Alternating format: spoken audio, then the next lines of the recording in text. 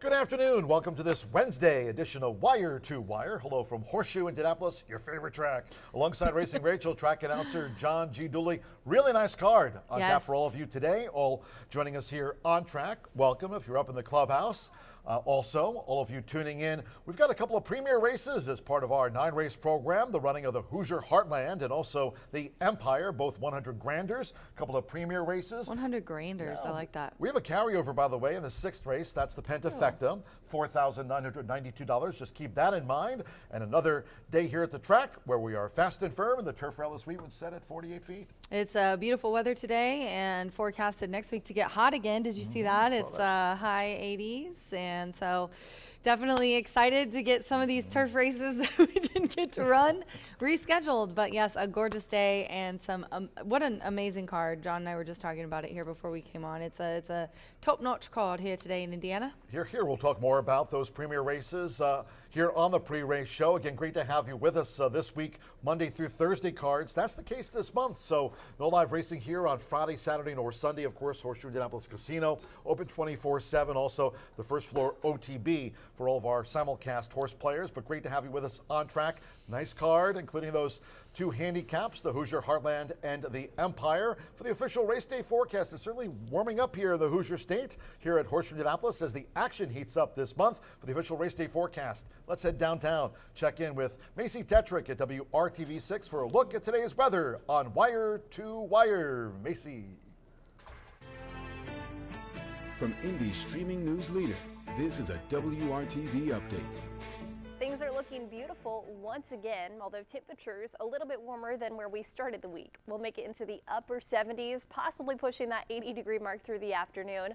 All the while, the clouds from this morning should begin to clear, and we're looking at a lot of sunshine for the second half of today. Now, looking ahead, we will begin to warm up even more for Thursday up to 85. Friday, the warmest, though, at 87, and temperatures continue to climb by the weekend. Back to you, John.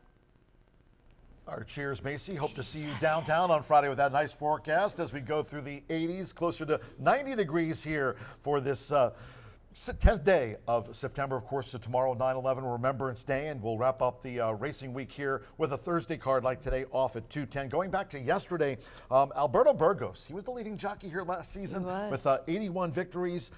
This year, 48 for Alberto Burgos. A couple of winners on yesterday's racing program, including one for Rob Dobbs Jr. by the name of Oscar D. Yeah, it was a really nice double for him and for Will Walden. We'll start here in the 4th race. Oscar D. Cut the corner. Cut the corner and went on for the win, and look good doing it. He's the 2 right there, led that whole stretch after cutting that corner, didn't he, John? Yeah, some money for Pied Piper on the outside under jockey Fernando de la Cruz, who had a nice winner on yesterday's card. Talking with Jimmy McNerney, he'll be joining us here on the live broadcast on a terrific card, including those premier races. Congratulations to the connections of Oscar D winning that one yesterday. Then we fast forwarded to the 8th race. This was the final thoroughbred race on the card, and here's Fifth Wheel.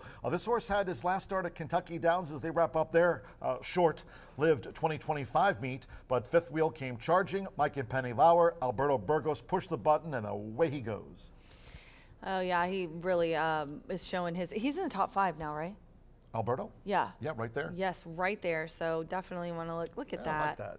Nice job, Darbs and Aaron teaming up for the double graphic. And then I thought, not very often that we get this double. I thought we could show Will Walden's in the 3rd race, the 4, Grand Mahogany. Gosh, this horse looked good, didn't it? Yeah, the colors of Larry Best OXO Equine. This was a really sharp-looking winner here. Grand Mahogany went off at the odds of 6-1, as you mentioned, trained by Will Walden. There was money in for Arabia Wild on the outside. Valiant showed speed toward the rail. That for Brad Cox, who gave way inside the final half furlong. Good effort by Arabia Wild, but no catching this one. Grand Mahogany. This was a sharp-looking debut for OXO Equine. Yeah, I was watching that with Ricky, actually, Giannini, Brod's assistant, and we both said too little, too late, bub. He started running on there, and the race was over.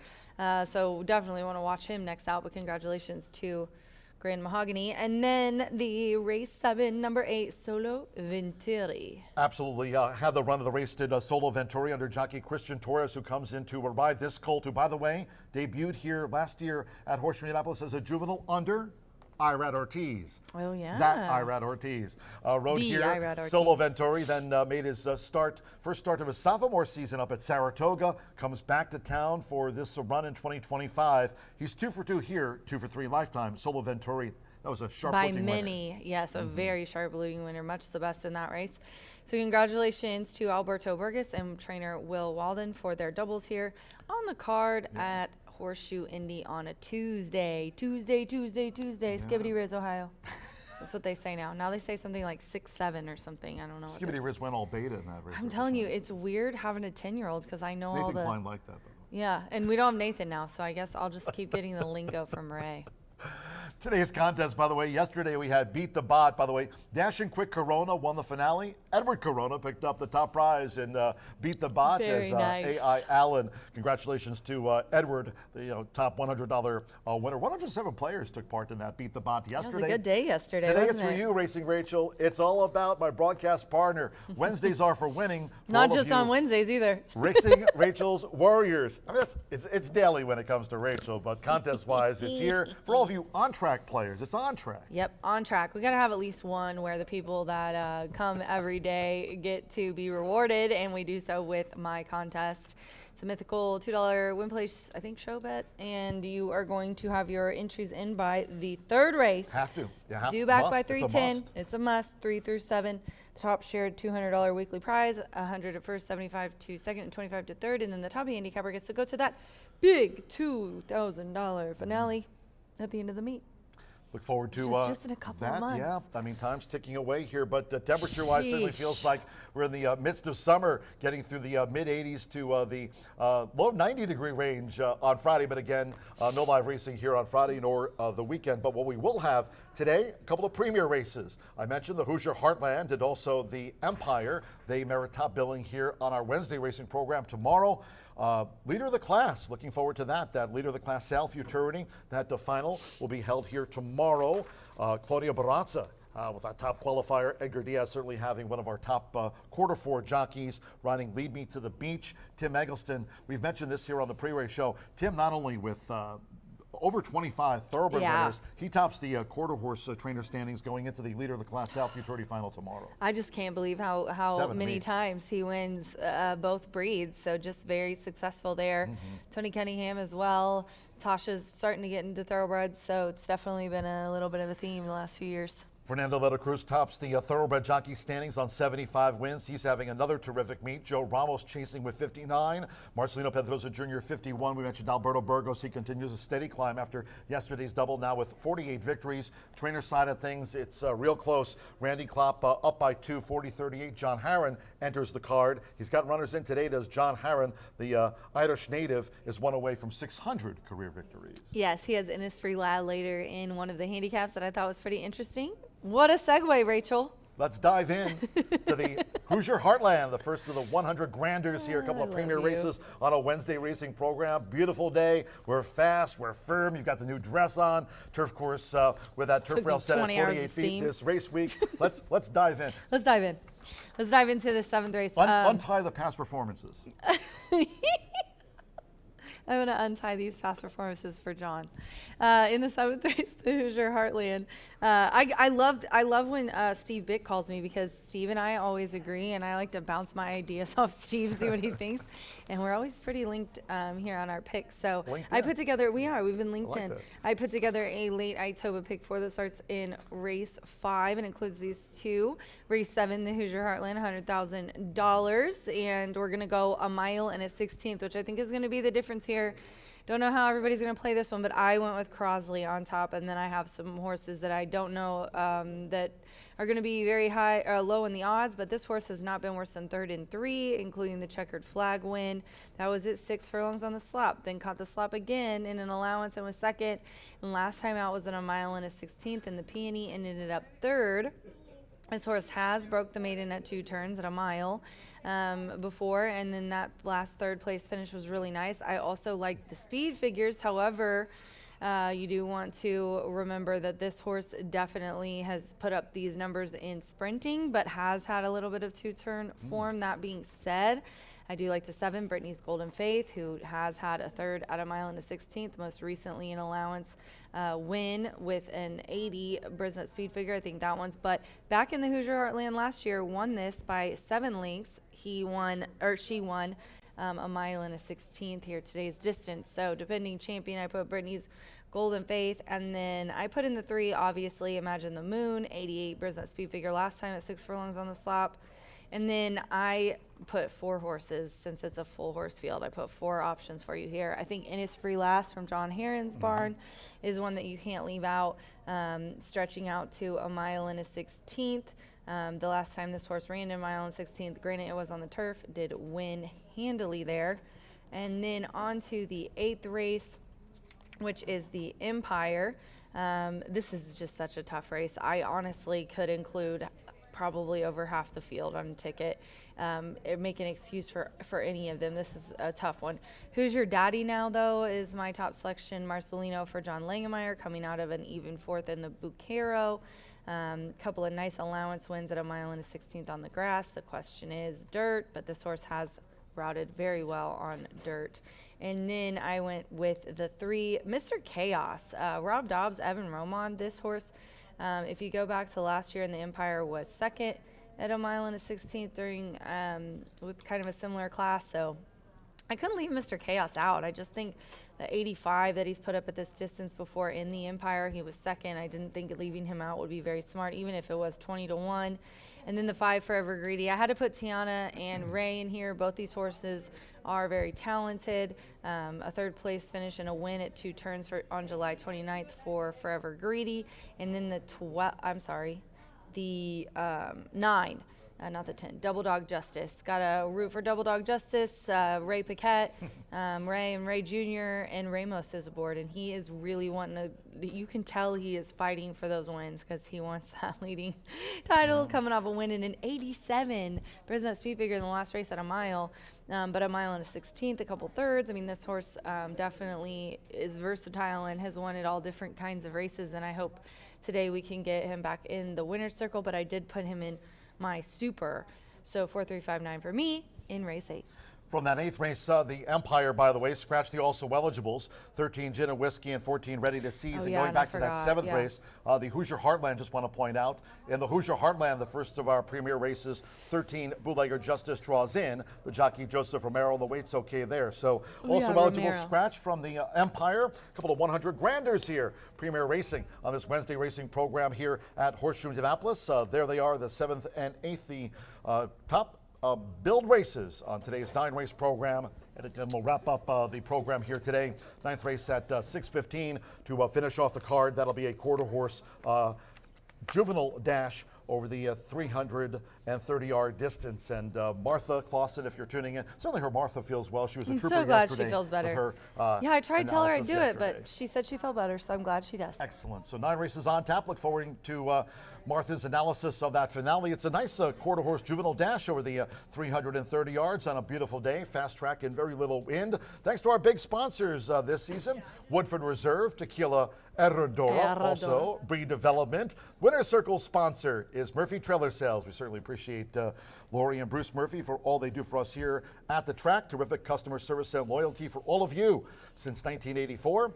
They're at 765-361-8803, located in Crawfordsville, Indiana. Murphy Trailer Sales, the Winner's Circle sponsor of racing here at Horseshoe Indianapolis. We'll see who'll be stepping into it after the running of the Hoosier Heartland and the Empire, the 7th and 8th, our premier races today. B&H Electric, they sponsor the tote board and starting gate here at the track. B&H Electric, locations in Shelbyville, Seymour, and Bloomington. They're on the web at bh-electric.com if you'd like to reach out and contact them for more information. Indiana's Giant Hubler, they've got locations in town and in Franklin. They're also on the web at drivehubler.com, so you can parlay your winnings from today's 9-race card. Go there, pick up a brand new Ford truck. Speaking of winnings, let me text my Twin Spires account. Let's bet this pick 4. Sounds good. And don't forget about that Pentafecta, by the way, that 10-cent Grand High Five. Yes. Pentafecta. That's in the 6th race. Yes, that is $4,992. That 6th race Pentafecta, featured on today's racing program. Social media-wise, we always keep you up to speed. I mentioned the Pentafecta this morning. We were fast and firm. Put that out on X around the 8 o'clock hour, racing Rachel a couple of hours earlier because she's an early riser, as we all know. Yeah, because my daughter's 10 and I have to get Martha her on the Clausen, bus. good to hear that you're feeling Rachel's better. not happy Brian about it. Aragoni on X at Mr. B analyst, but she gets that great egg sandwich. Oh, anyway. I do make great breakfast in the morning. Track-wise, we've got you covered on X. We're also on Instagram, and subscribe to our YouTube channel. They're Horseshoe Indianapolis Racing. Smash the like button, as all the Gen Xers say. Is that You're right? so on it. Yep, that's it. Okay. That's right. All right, feeling alpha today. We got a 9-race program. Looking forward to it. Sunny skies, temperatures in the Alpha. 80s. Main track fast, turf Alpha, course firm, beta. mill at 48 feet. Rachel smiling. We got Jimmy Mack here. Brian Aragoni. Later today, that nice juvenile allowance quarter horse dash. Martha Clausen will be along during the 6 o'clock hour. We're off at 2:10. Quick commercial break here on this Wednesday midweek edition of Wire to Wire when the pre-race show returns. B block. The B block. Brian Aragoni standing by right now. He's in wardrobe and makeup. Back with the B block right after this. I think he really is. You're cracking me up.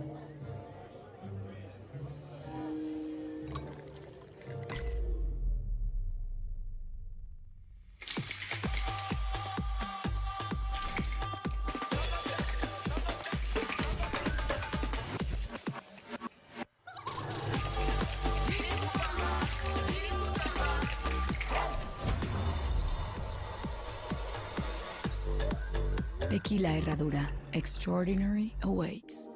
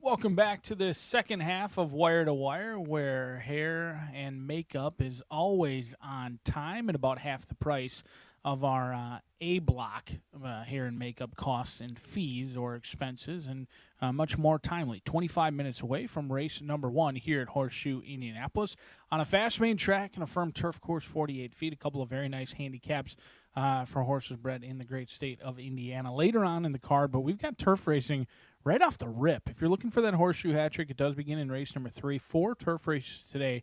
A monster card on a Wednesday here at Horseshoe Indianapolis. Congratulations on making it to hump day halfway through the racing week and halfway through your work week as well. 5 furlongs on a firm turf course stretch, 8, 10, and 11 out of this event. I think this race is one that could be ripe for the taking for a horse like Spoke. This is a horse who I was big on Silks and Roses night, broke well, closed willingly, just couldn't get to the loose leader, Unworkable, who was seemingly a they-knew horse last time out. Israel Osvito went off at even money after going off at 48-1 over at Ellis Park. This is a horse who has 4 wins, but only $65,000 in earnings. I'm going to play against today. They got away with an easy lead on August 8th. I don't think they'll get that easy lead today. They are aided a little bit by the scratch of Golden Hornet, who is awfully quick, but I think there's gold in them hills for Spoke today at 6-1. Jose Camilo, Marcelino Pedroza Jr. 1, 2, 6, and 7. We are going to leave off your even money favorite in race number 1. Race number 2 kicks off that $1 minimum, pick 4. Pick 4s continue to pay great here at Horseshoe Indianapolis. That $1 minimum, coupled with the low takeout, provides a ton of value to bettors alike. 6 furlongs of distance, not many races carded around the country for non-winners of 2 for the 2-year-olds right now, and we're fortunate that we've got plenty who have already exited the maiden ranks and a talented group in here. I'm going to go 2, 4, and 5 in this spot. I think Spirit of Justice ran professionally last time out for Thomas Medina. Luis Contreras going to be aboard. Kaboom could be any sort in here for Michael Lauer, a horse who passed plenty of runners. In fact, was 6 early on in a 10-horse field and came with a Flurry. Gutierrez going to be aboard, and he's been riding excellent to Lauer's own train. And Bred, Kaboom, and then Young Angus could be any sort in here. Bet down to 3-1 for Randy Matthews, who doesn't have a ton of horses back in the barn. He's only making start number 29 for Randy Matthews. But this horse, the word was out a little bit. They went off at 3-1. They didn't get bet down to favoritism. Broke sharply, tracked willingly, and then glided home that final eighth of a mile. Doing so very professionally. We'll see if Young Angus is the real deal or not in race number 2. 2, 4, and 5 for yours truly as we move out to race number 3. Our second event on the turf kicks off today's $1 horseshoe hat trick. And sometimes pace makes the race. It is certainly cliche. Despite Fantastic Vow's inability to finish off his last 2 races, the Gray has a pace advantage over much in this field. I don't know who's going to run with him early, and that's the case for most races. Even when there is other speed in there, Fantastic Vow has been able to clear off. There was some pace in those last couple of races, and he just runs away early on in his races. Now, it's hurt him the final eighth of a mile the last 2 starts, but I'm looking for an effort similar to that May 12th where he opened up by many lengths, went 110.32. Sammy Bermudez should be familiar with this Joe Winters trainee in here. Fantastic Vow. Just let him run. Don't rate. Don't just let him go. Use that tactical speed to your advantage. I think they're going to let him run today. The blinker's going off. Hopefully he'll relax a little bit, maybe not be as runoff as he's been in a couple of his last few races. But he's a 5-time winner from 14 starts, and now he catches a paceless race on the turf here at Horseshoe Indianapolis. But I will certainly be crossing my fingers and potentially looking away while listening to the sweet voice of John Dooley that final 16th of a mile, because I know they'll be coming, but so will the wire. Hopefully Fantastic Vow can get the job done in the 3rd to kick off that horseshoe hat trick. Race number 4 in here, allowance competition, 3-year-old fillies and upwards, bred in the state of Indiana. Scratch numbers 2 and 4. 2 and 4 out of this event. 5.5 furlong sprint in here. 1, 5, 6, and 7. I think Prayer's Beauty is the one to catch in here. But taking a look at a couple of long shots, how about Passion for Justice in this spot? This is a horse who goes out for Joe Davis, Joshua Romero, Jimenez Racing Stable. They've switched hands back and forth routinely between Joe Davis, Jose Casares. Lost all chance last time out at the start. They completely walked out of the gate and then hit the panic button. They rushed up 4 or 5 wide to challenge for the lead at the top of the lane, and then they tired late after a very slow start. It was a big effort despite a 6th-place finish beaten by 10. You don't often say it was a big effort. This was a monstrous effort. This horse, completely void of any early speed, walked out of the starting gate, completely rushed up while doing so wide. And if this race was 5.5 furlongs or 6 furlongs, Passion for Justice would have probably been the winner. Ran a huge, huge effort. Now cuts back. I think with a better break today, Passion for Justice could upset the apple cart. 1, 5, 6, and 7, but no doubt about it, Prayer's Beauty in the 4th is the horse to catch to cash, and that one kicks off your late Fire 5. Race number 5, maiden special weight in here. We've got a very special Itoba pick 4 with a couple of handicaps. Over $250,000 given away in our Itoba pick 4 today for purse money. A very, very nice final 4 races, or a maiden special weight over at Kentucky Downs, whichever way you want to look at it. A mile on the turf course. Scratch your outside runner. Stand up for Charlie in this 5th race. And this is a good betting race. I think this truly is a good betting race. I'm going to try Dream Fast. Tim Eggleston, Mitch Merle, they wanted to debut on the turf. They didn't get their opportunity. They had a troubled trip, didn't get much run out of the homebred for Kathy Jones by Always Dreaming out of Kitty in the fast lane. This is a horse who could improve immensely on the turf for Tim Eggleston. Mitch Merle going to stick around. You've also got the 6, 8, and 9. Mordecai, second-time turf, didn't get the best trip. The first try on the turf had a sneaky amount of trouble into that first turn and then ran 2 improved races back on the main track. They wanted to get Mordecai on the turf in all 6 starts. Thus far, they've only been able to do so 1 time, and they had a sneaky amount of trouble, but they have been improving in the right direction. The 8 and the 9 are strictly the horses to beat, in my opinion. I'm not sure about my Mr. Perfect at 0 for 13, and that last replay from May 8th on the turf. I'm concerned that my Mr. Perfect is developing a habit of not wanting to push past and has a little bit of hang to him. Now 4 years old, making start number 14. This will be the last opportunity he gets from me and my wallet if he doesn't win today with my Mr. Perfect. And then Lookout Kid certainly has some upside. Got a race under their belt here on August after being freshened up from May 27th. Couple of months off, came back fresh, didn't get on the turf where they wanted to be. John Langmeyer going to keep Alex Achard aboard for Swooky Hollow Racing. I think Lookout Kid ran just as good as my Mr. Perfect on May 8th. Has more lightly raced, a little bit younger, and should be a little bit fresher, making only the 4th start of the season versus the 6th start for my Mr. Perfect and Lookout Kid. But a couple of horses to consider upsets with are the 6 and 3 as well. Long shots in race number 5 as we kick off that Itoba Pick 4, which is anchored by a couple of very nice handicaps here at Horseshoe Indianapolis. We are 18 minutes away from a beautiful Wednesday with some big purses, some big fields, and hopefully some big payouts that are ripe for the taking. And we certainly wish you the best of luck.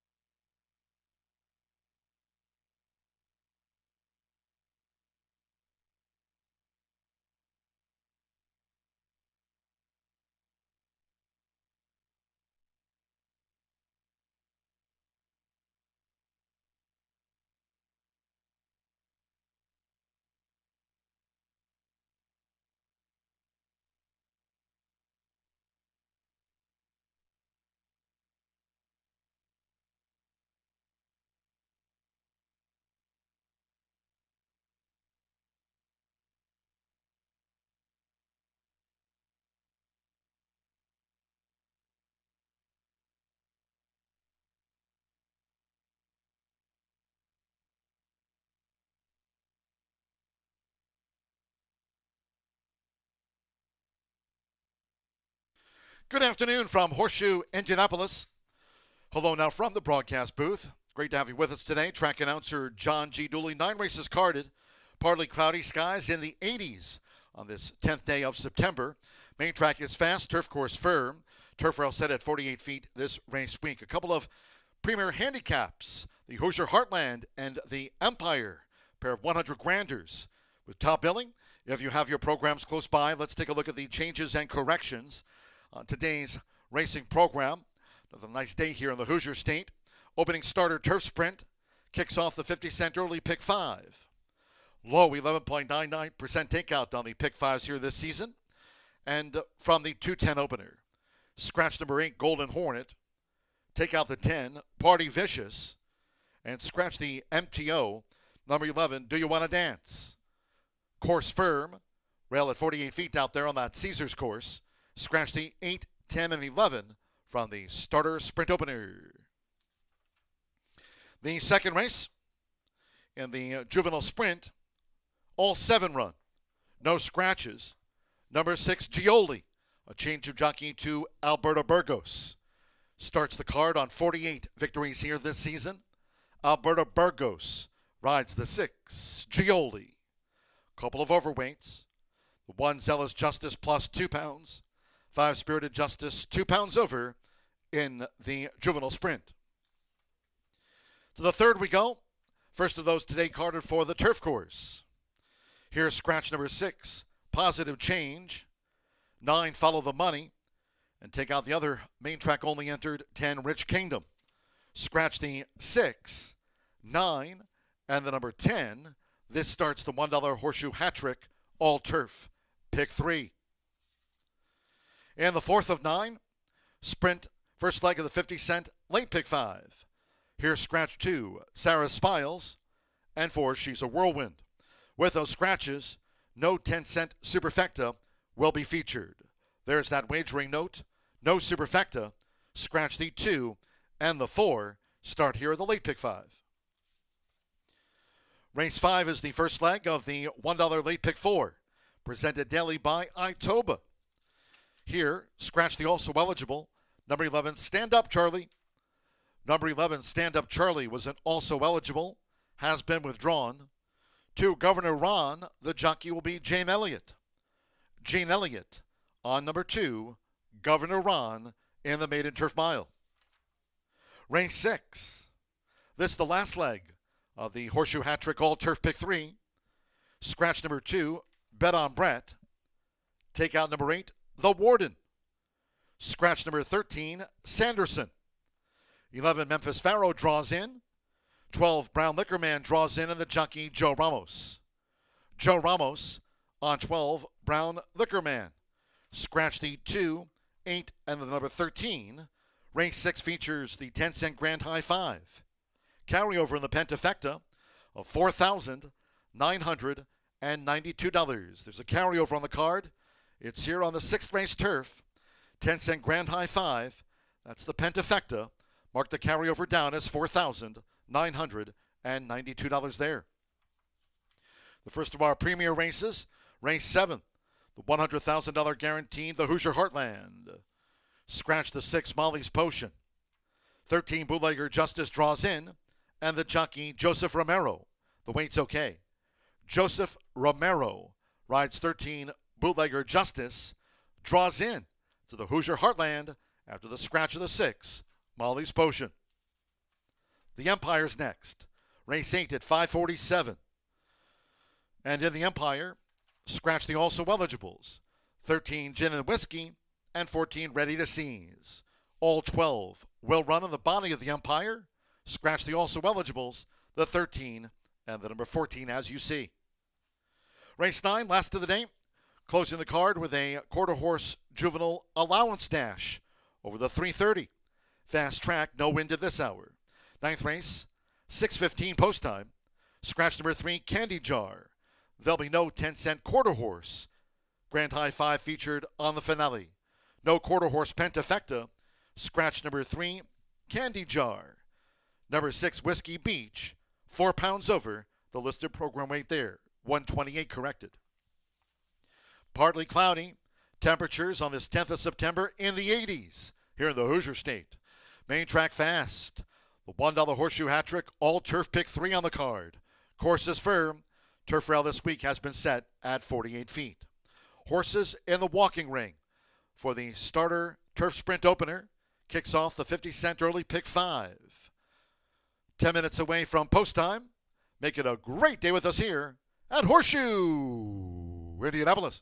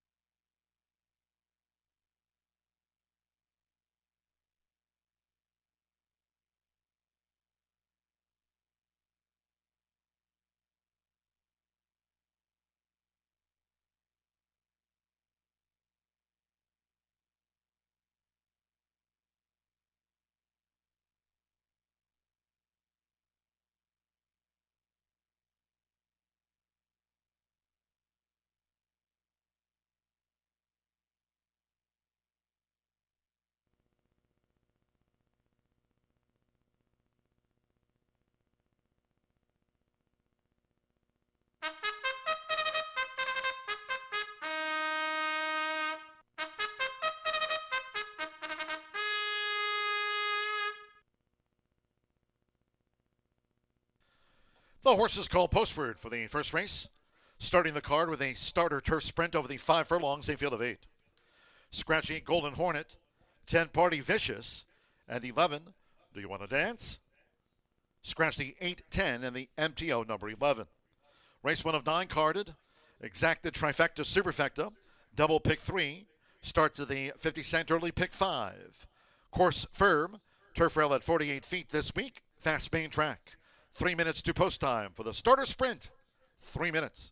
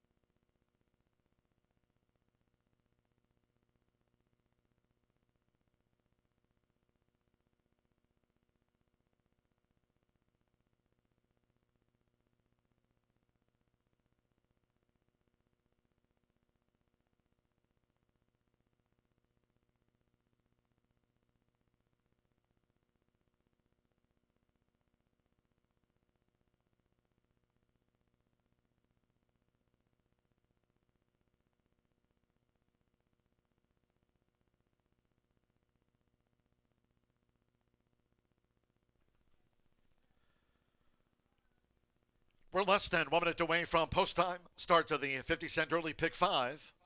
Less than 1 minute.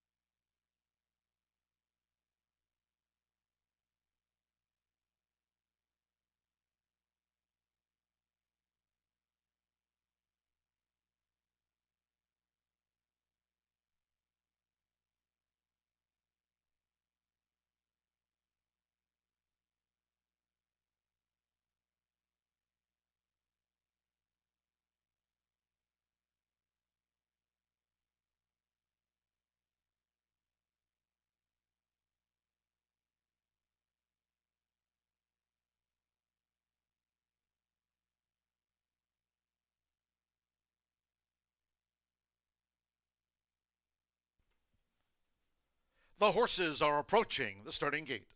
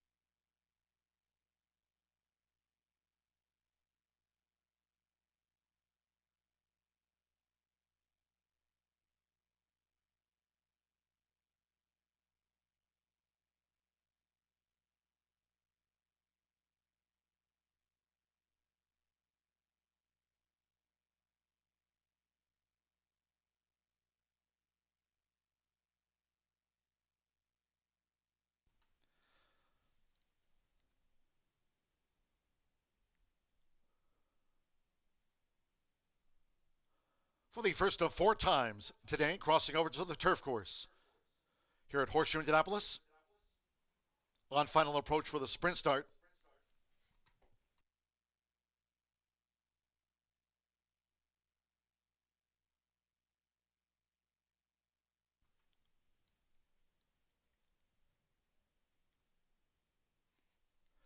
The horses have reached the starting gate.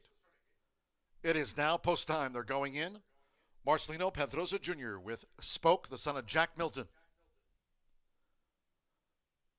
Spoke, the first of 8 to move into the starting gate. Jose Gutierrez with Lucky's Joy has joined Spoke. Sir Pistolero leading jockey Fernando de la Cruz with 75 wins here this season. Declan Cannon with Cane Creek Road in the black silks and cap. Right now, Unworkable. 8-5, the first favorite.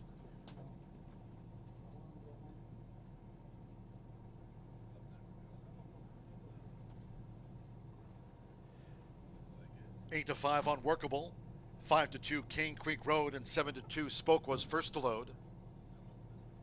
Here over the 5 furlongs. Turf rail set at 48 feet here this race week, waiting for Cane Creek Road. Now going all in. Rodney Prescott with Into the Sunrise. Carlos Barbosa, Pretty Fast is coming up. 3-2 now. First favorite, Unworkable. Joe Ramos for Israel Acevedo. 2 back.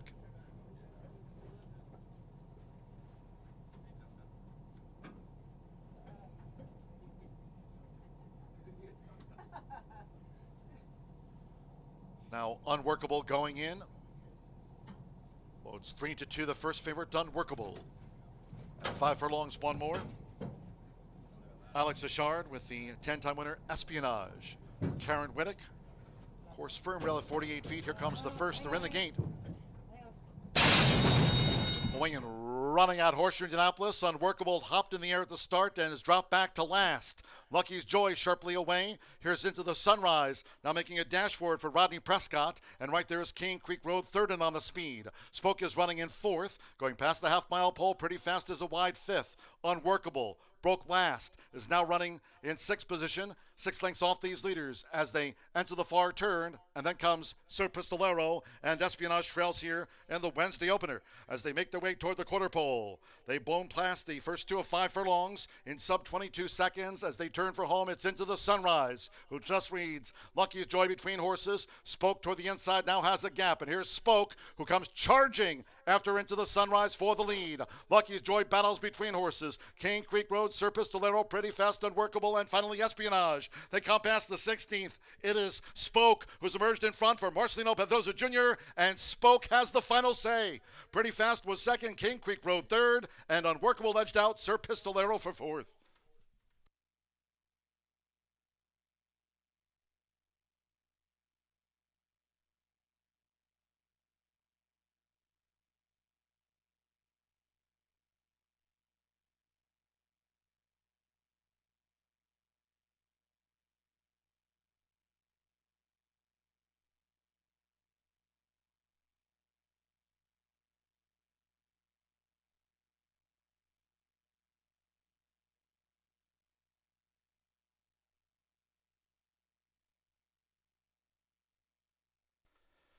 55.94 seconds after the starter turf sprint.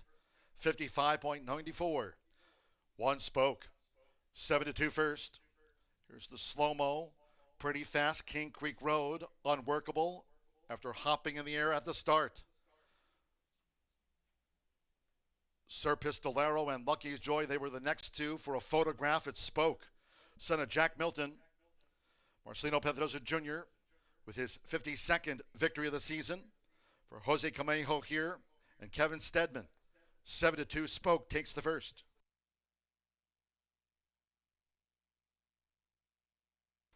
The judges have confirmed number 7 Pretty Fast was the runner-up, 55.94. 6 Cane Creek Road at 4 to 1/3, and 4 Unworkable at 3 to 5, getting into the frame after a poor start. 1-7-6-4.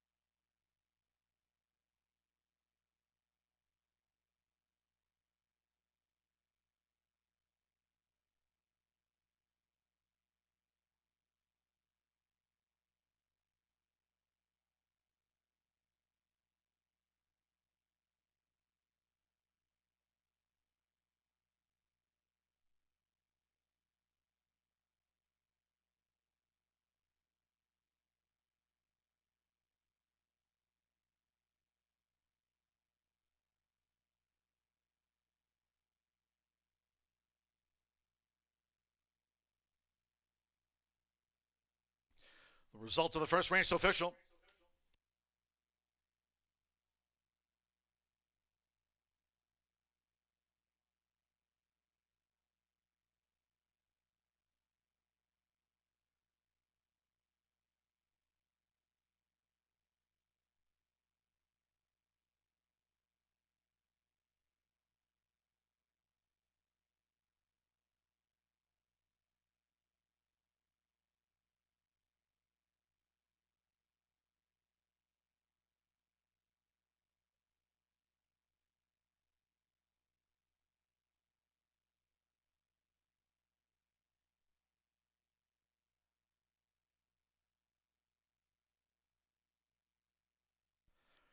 Returning to the Murphy Trailer Sales Winner's Circle, number 1 Spoke with Marcelino Pedrosa Jr., his 52nd victory of the meet.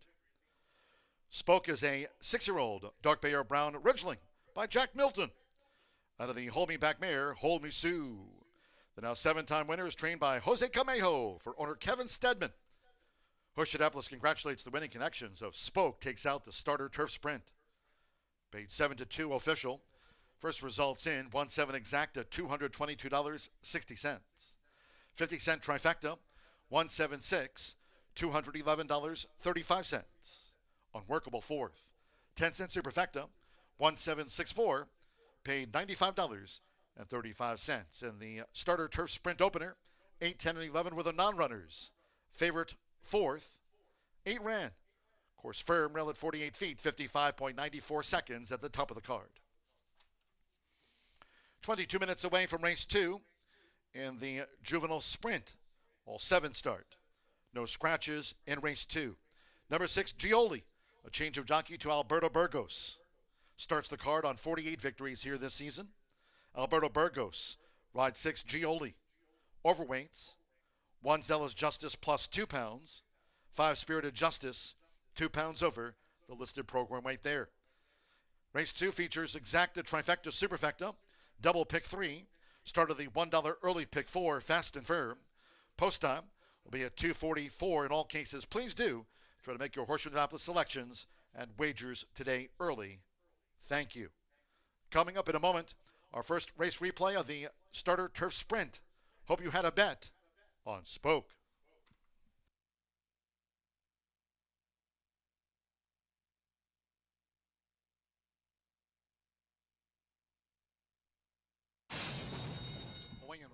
running at Horseshoe Indianapolis. Unworkable hopped in the air at the start and has dropped back to last.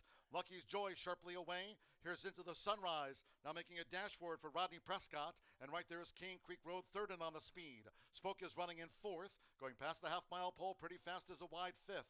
Unworkable broke last, is now running in sixth position, 6 lengths off these leaders as they enter the far turn. And then comes Sir Pistolero and Espionage Trails here in the Wednesday opener as they make their way toward the quarter pole. They blown past the first 2 of 5 furlongs in sub 22 seconds as they turn for home. It's Into the Sunrise, who just reads Lucky's Joy between horses. Spoke toward the inside, now has a gap, and here's Spoke, who comes charging after Into the Sunrise for the lead. Lucky's Joy battles between horses. Cane Creek Road, Sir Pistolero, pretty fast, Unworkable, and finally Espionage. They come past the 16th. It is Spoke who's emerged in front for Marcelino Pedroza Jr., and Spoke has the final say. Pretty Fast was second, Cane Creek Road third, and Unworkable edged out Sir Pistolero.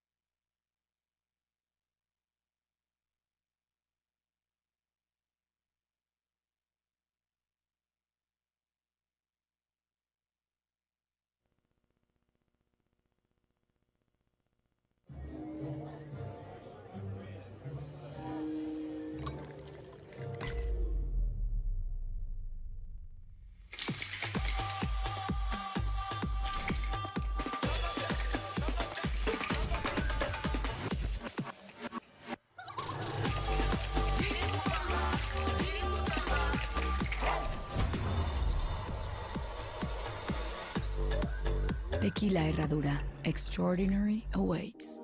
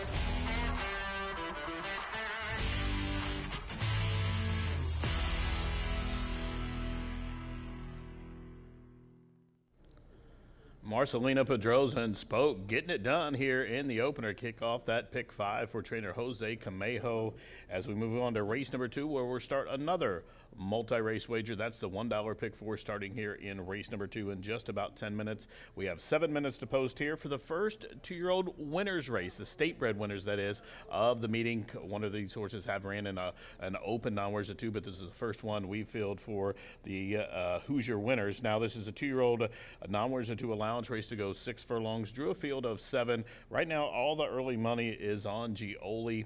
Comes from a good family. That's from the Hall of Famer, the all-time winningest trainer, Steve Asmussen's barn. But I'm going to try to beat this one. I actually think number 2, Young Angus, is a standout in here. 5-2 is a huge price on this one. Looks good in the paddock. And speaking of family, this one's from a really good family. Randy Matthews, homebred here for he and Charles Farrell. Now this one comes from a mare who all she did was win. She was a 3-time stake winner, 6-time in all, and Cactus Joe rather, but she was a tough customer, and she's thrown nothing but runners. Cactus Flower, this one's a have to. It's made $200,000. Commando Joe's made $125,000. Shotgun Joe, all of those Indiana breds we've seen over the years here coming out of Cactus Joe, and she was a runner herself. And Young Angus, if anything, that debut performance is indicative of what type of horse he'll be this son of player. He certainly has a bright future, and I think is probably the favorite at this time for the handicap later on in the year. But in this one here, Young Angus at 5-2, I think is a swish. He's going to get some pace to chase, and I don't necessarily think the horse has to come from off of it like he did. He does show a little bit of speed in the morning, but I think the horse will rate. He has speed directly towards the inside of him and up to the outside. I think it's going to be a hot pace, and I think should this horse break, I think Young Angus is going to be a super tough customer here. Ran a 51 buyer, got a 16 on the sheets first. That's pretty strong here. As we see coming out of the paddock there, that's number 6, Gioli. This one's taken all the heat, 6-5. This one debuted at Churchill Downs against restricted straight maiden horses. Those are for horses who were purchased out of an auction for a certain price or less, and ran okay. Kind of split the field. Didn't break all that well, was out wide, but ran okay. Got enough seasoning out of that. Steve brought him here against his own kind, and he won, and it was a really tough battle that day. He was doggedly hooked the entire way, and just held off a really good horse, a highly touted horse out of Lexington, named Basil. That horse comes from the Pavel Matika barn, but this one is a really good stout horse there with a good strong hindquarters. Looks the part. His daddy was a runner too, Matoli. So Gioli is one we're going to use here as well, currently 8-5. Now, number 5, Spirited Justice. This one is 9-1 on the board, and she ran a really good race, probably a winning race the first time out. It was just unlucky. She came back against Sired Company, and she run off from them. And, I think it's a big ask, though. She's in with there's a couple other fillies in here and sired horses as well, but it's a sired filly going against the boys. I think she's up against it, but I think she may be the best of the rest. 8-1 right now. Overlay, she's a daughter of Lantana Mob. Like I said, on debut, she had been working very well, but on debut, she kind of had a little rough trip, was just second in behind Diamond Justice and came back and won as easy as she wanted to. The horse that was second that day came back and was the next out winner. So she's a good filly. I just like to see her against fillies. I just think that Young Angus and Gioli are going to be two tough customers here in race number 2 to start this $1 pick 4 here on races 2, 3, 4, and 5. There's my ticket on the screen. I'll single Young Angus. I'm going to stand tall here with the son of player out of that really good mare, Cactus Joe, who's also produced very well. I'll single this one. It's going to be a $50 play. I'll spread out in race number 3. I'll use the 1 Anchorman. I like it a little bit at 20-1. All the money's going to be on Fantastic Val at 9-5. That's the 3 horse for Aaron West. Jeopardy Theory finally gets back to the turf. He finally gets back to state breds, and Jeopardy Theory should be tough there at 10-1 morning line odds. VMAX always tries, shows up every time. That's the 5 horse in race number 3. And then the 8 Berloni, probably be go off second choice here. This horse didn't have the best trip in the Bucaro Stakes, but the time before that on the turf was a runaway winner exiting that conditional race. Race number 4, I'll tie it up a little bit. I'll shorten it up to Prayer's Booty. He's drawn the inside, has the fence, has the speed. And Liz's Legacy backing against Sired. She ran against state breds last time. She's against restricted Sireds today. I think she's going to appreciate return to the Sireds. Those are the 2 I'll count on in race 4.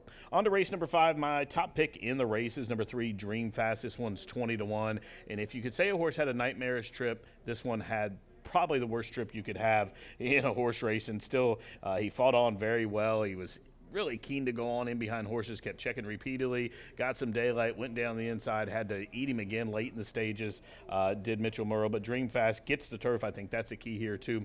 I'm going to use that one, but I'm going to spread deep. I'll use the 2 horses to the inside of him. Millard's Legacy started out his career like he could be a really good horse, and I don't know what to make of that last race. I'm going to give it an excusable performance there. Governor Ron off the shelf. Gigi always has those horses ready, so I'll use 1, 2, 3. And then I'll go to the 8 Lookout Kid. This one had a tiny bit of tough trip. I don't always trust those comment lines. I think it's always best to go back and watch a replay yourself. The horse got bounced a tiny bit. I don't think it affected the outcome. But that was an okay race with Calkeet Crid in Hard Scholar. Now, number 10, Good Stuff, I think is one who's going to appreciate the increase of ground in there for trainer Bob Gorm and won't mind the turf according to pedigree as well. All in all, it's just a $50 play. Brandy Bell has given riders up orders. Here they come for race number 2. We're going to kick off $1 pick 4 at the shoe. Good luck.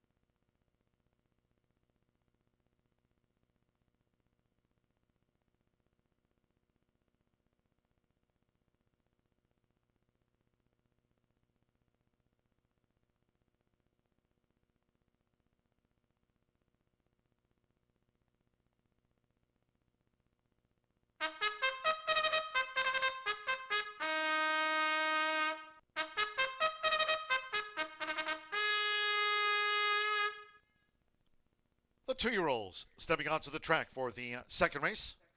This allowance dash over the 6 furlongs, a field of 7. All 7 run. Jockey change for the 6 Gioli to Alberto Burgos. Alberto Burgos on 6 Gioli. 1 Zealous Justice 2 pounds over. 5 Spirited Justice 2 pounds over. Exacta Trifecta Superfecta. Double pick 3. Juvenile Sprint starts the $1 early pick 4 off. Fast and Firm. Turf rail set at 48 feet this race week. 3 minutes to post time. Now 3 minutes to the off.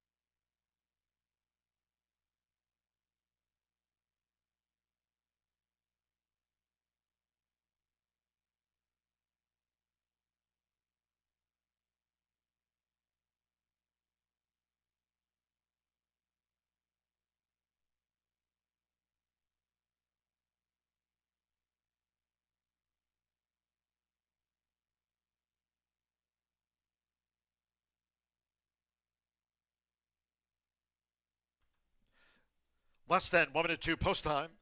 Juvenile Sprint starts the $1 early pick 4. Less than 1 minute.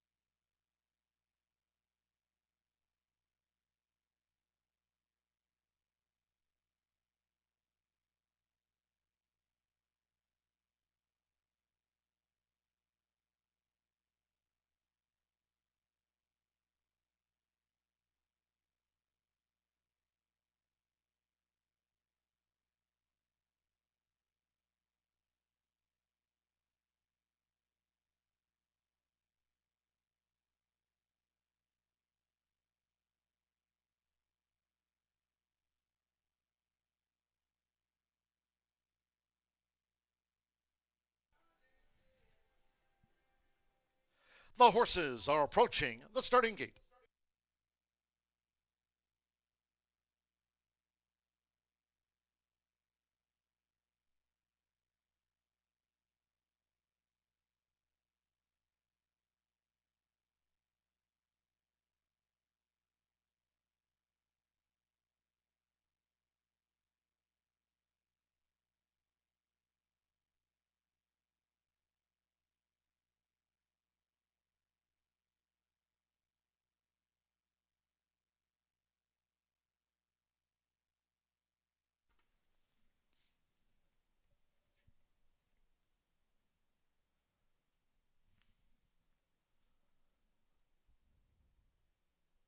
The horses have reached the starting gate. It is now post time. Loading in front of starter Ray Kuick. Fernando de la Cruz with Zealous Justice. Jose Gutierrez, Kaboom, joins Zealous Justice.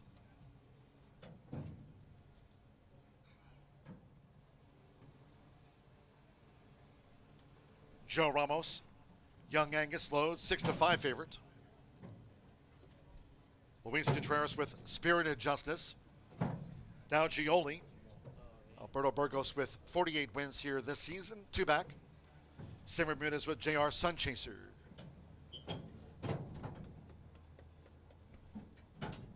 Young Angus, 6-5 favorite. One more, Hot Shot Justice. Santos Sanjor coming up. He won here on 5.5 furlong debut last month at 6 furlong seconds of the day. They're in the gate. And the Roth. Gioli broke sharp for Alberto Burgos. JR Sunchaser in the black helmet is right there. Nearest the inside, here's Zealous Justice, and Young Angus is also up close. Kaboom and Wide Hotshot Justice trails the Juvenile Sprint as they make this dash toward the half-mile pole. Here's Zealous Justice, Spirited Justice, and JR Sunchaser right there whipping up the pace. An early break of 5 to Young Angus with on the outside as they enter the far turn, Gioli, Kaboom in between horses, and Hotshot Justice remains last. The opening quarter, 22.21 seconds now at the 2.5. And with Luis Contreras at Spirited Justice, who leads coming toward the quarter pole as Gioli starts to gain. Kaboom will straighten away in third with the rail. Zealous Justice show that speed, straightens away in fourth. Young Angus on the front side. JR Sunchaser, Hotshot Justice has trailed. Spirited Justice leads. 1 furlong to go. Spirited Justice has amassed a 6-length lead from Kaboom, who's vying for second with Zealous Justice. Gioli flattens, and Young Angus with a belated bid. They're close to home. It's Spirited Justice. Spirited Justice with enough left in the tank to win by just over 2. Young Angus closed to finish second, Kaboom third, and Zealous Justice finished fourth.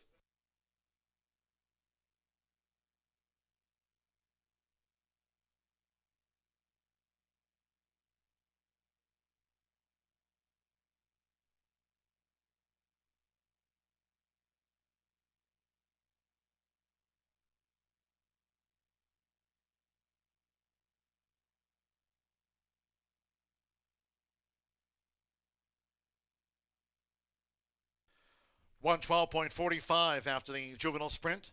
112.45, 5-2-4-1 unofficial. First number 5, Spirited Justice at 2-1. Number 2, Young Angus at 6-5 was second. Number 4, Kaboom, 13-1 third, and 1 Zealous Justice at 9-2 fourth. Hold all tickets until official. It was a maiden winner here at second asking. Luis Contreras back up for Tomas Medina. And Keely Shea Justice, the daughter of Lantana Mob. Spirited Justice here at 2-1 odds.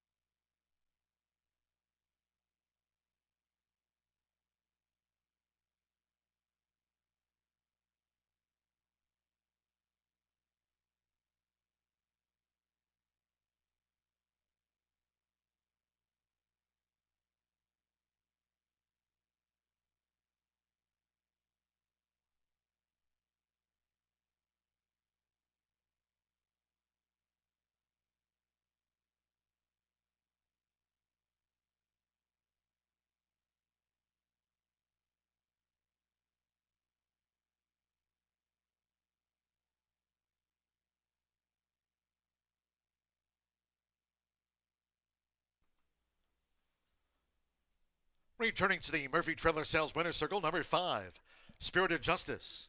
Repeats at the meet under the veteran hands of Luis Contreras. Spirited Justice is a 2-year-old bay filly by Lantana Mob. Out of the Into Mischief mare, She-Fox. Tomas Medina trains for Keely Shea Justice. Horseshoe Indianapolis congratulates the winning connections of this filly. Spirited Justice wins back-to-back. It's official.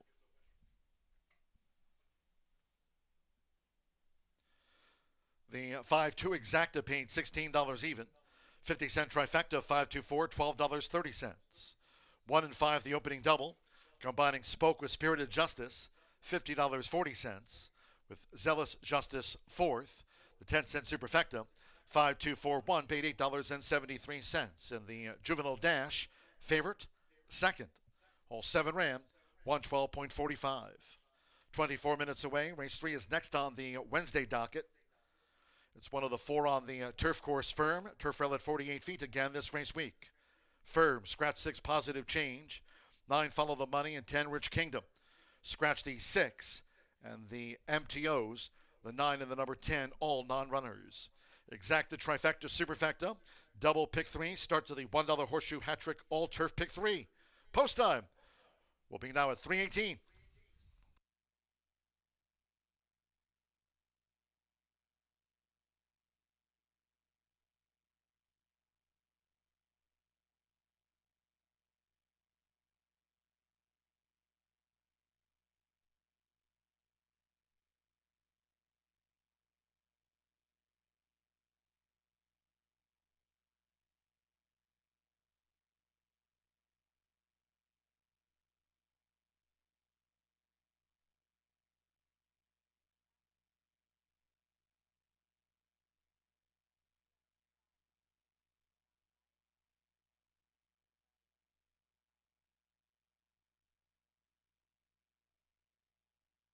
And they're off. Gioli broke sharp for Alberto Burgos. JR Sunchaser in the black helmet is right there. Nearest the inside, here's Zealous Justice, and Young Angus is also up close. Kaboom and Wide Hotshot Justice trails the Juvenile Sprint as they make this dash toward the half-mile pole.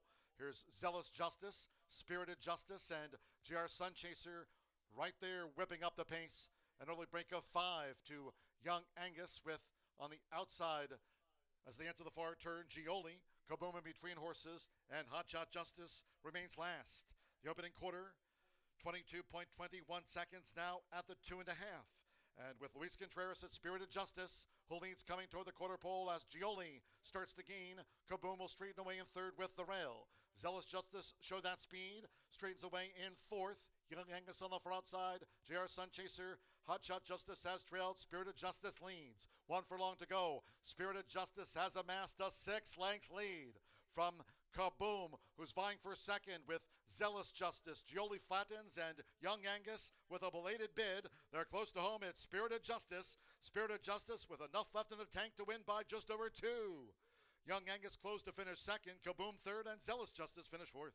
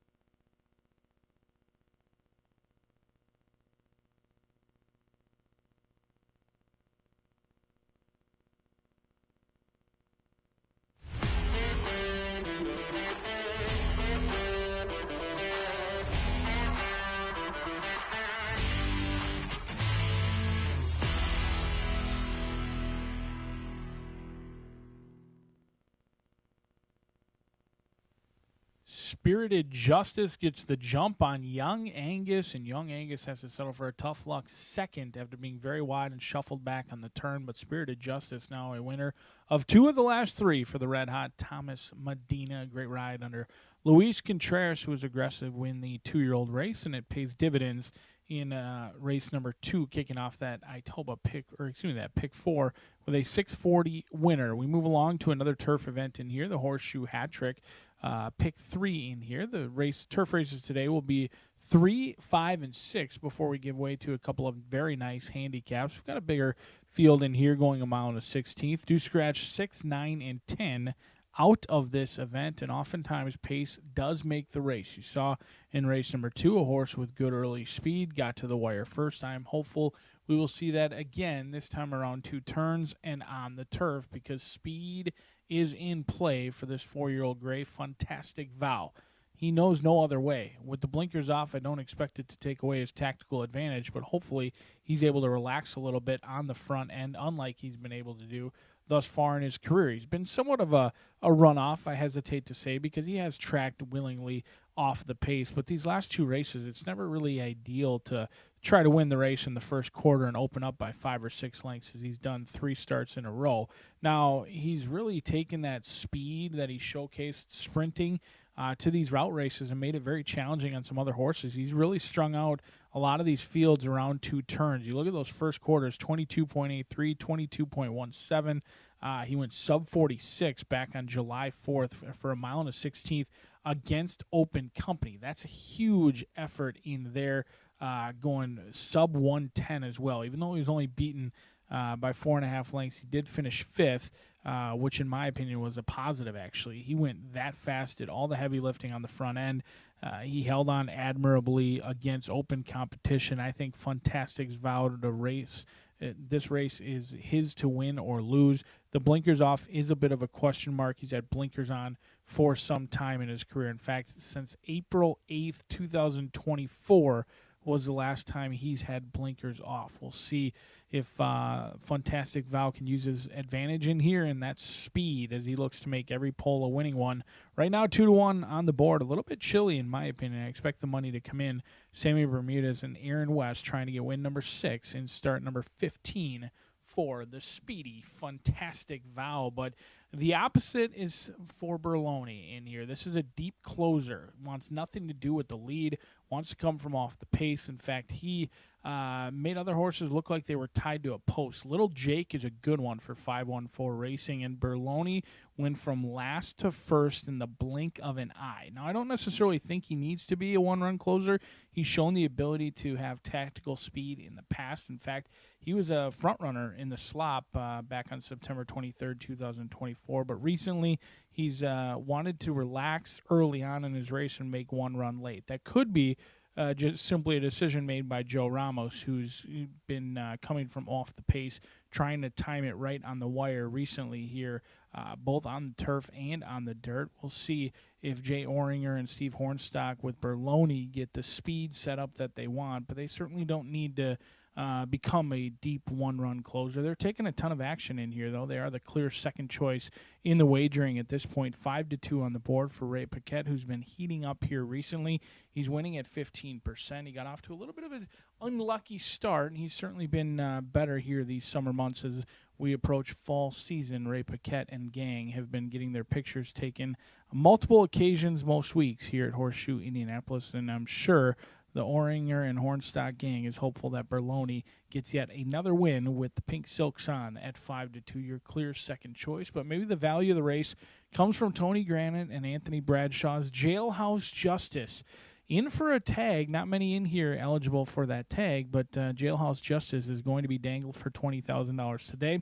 Marcelino Pedroza Jr. got a win in our first turf race. He looks to continue his dominance on the turf this season, and he looks for another riding double today. 3 for 13, pushed those earnings up over $100,000 last time out. Was the beaten favorite. The race did collapse a little bit. This horse got sucked into somewhat of a hot pace, 48 flat for the half and 111 for 3/4. The race somewhat collapsed, and just happy to be here was the beneficiary of that. Jailhouse Justice hit the lead at the 16th pole and appeared to, I'm not a horse whisperer, not Maggie Wolfendale by any means, but appeared to wander or lose focus, just kind of looking around, didn't really keep a straight path in the lane and gave it back, which is somewhat strange or unusual because in the past, Jailhouse Justice had run past horses and opened up and stayed focused. In fact, he's a 3-time winner, and 2 of the 3 he won by open lengths where he won going away. So it was a little bit of an unusual race. He's been given time off since then. He should be more focused, but that time off and in for a tag could lead to some troublesome signs. But Jailhouse Justice is certainly on his best day. He absolutely loves the turf course, and he's a horse for course here at Horseshoe Indianapolis. 8 tries on our turf course, and 7 out of 8 in the trifecta. He's as consistent as they come. We'll see if Jailhouse Justice can lock up race number 3, but I am all about the speed of the gray. Fantastic Vow playing Catch Me If You Can on the front end, but we're going to pucker up and hold on tight for that final 16th of a mile. John G. Dooley set to give you the call of race number 3, kicking off the $1 horseshoe hat trick. 6 minutes away. Coming at you next.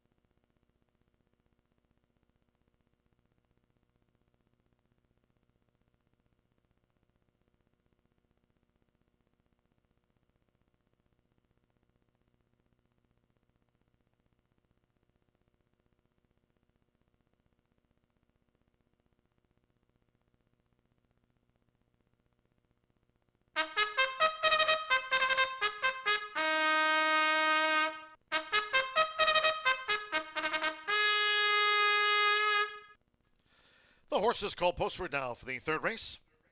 The 2nd of 4 today carded for the turf course here. Rated firm, rail at 48 feet out there on that Caesars course. Here over the mile and a 16th, a field of 7. Scratch 6 positive change and take out the MTOs. 9 follow the money and 10 Rich Kingdom course firm. Scratch the 6, 9, and the 10 from the race card. Exacta, trifecta, superfecta, double pick 3. Here it is. Starts of the $1 horseshoe hat trick, all turf pick 3. That popular wager, but 2 minutes away.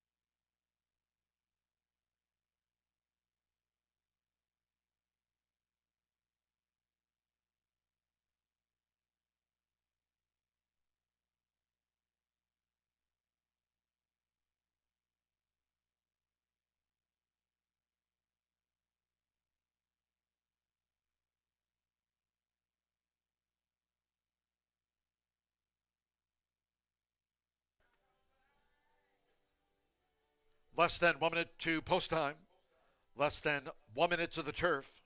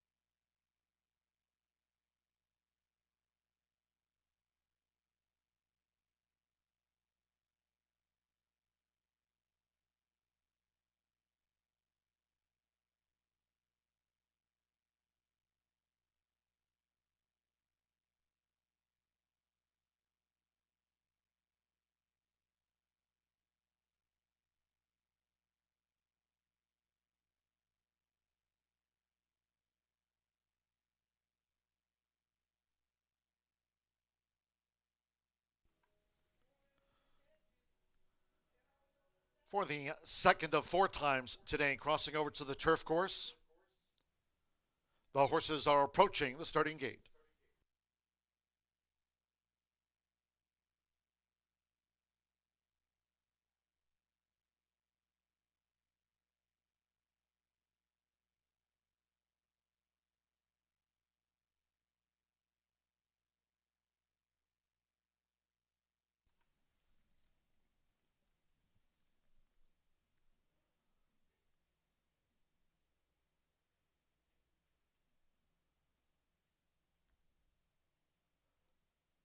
The horses have reached the starting gate. It is now post time. Loading Jane Elliott. Anchorman first in. Looking here at Anchorman. The first of 7 to go into the starting gate. Fernando de la Cruz with Jeopardy Theory.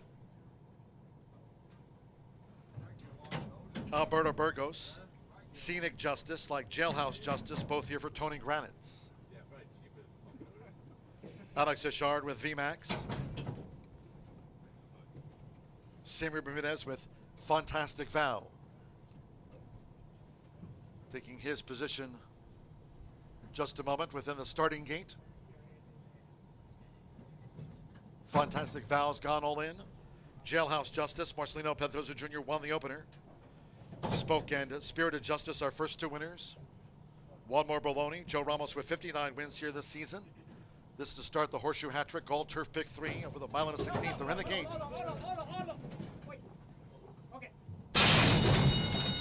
They're off. The Great Jeopardy Theory. VMAX toward the inside Anchorman, and Fantastic Vow with his speed for Samir Bermudez as they make their way toward the first turn.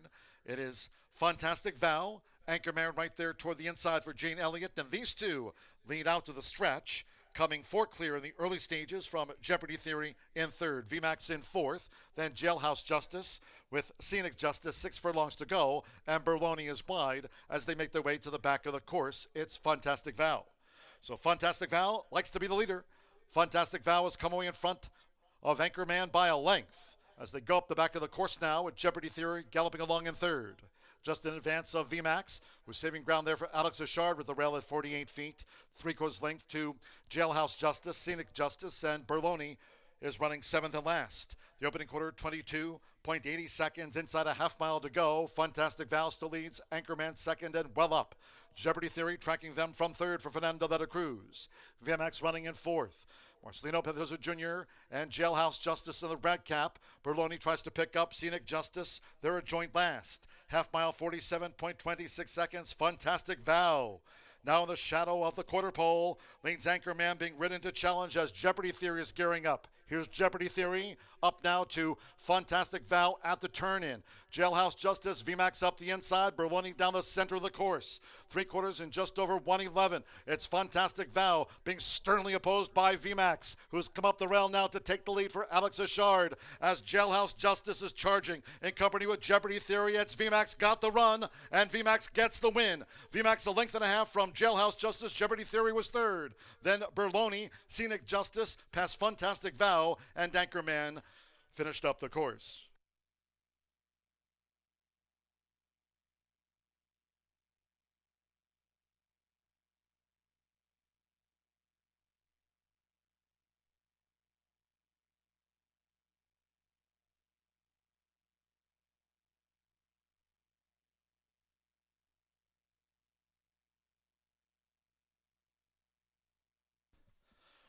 $141.22. Stand by for the running order from the judges. 5-7-4-8-5 VMAX. 7-2 first. Here's the slow-mo 7 Jailhouse Justice. 9-1 on the runner-up. 4 Jeopardy Theory. 5-1 third and 8 Berloni. At 2-1 gets into the superfecta. Nice ride that by Alex Ashard. Saved all the ground. JJ Jailhouse Justice over Jeopardy Theory. Berloni. We're next, 141.22. Ethan W. West, Robert J. Hunt's homebred, son of Unbridled Express, VMAX, wins another at the meet.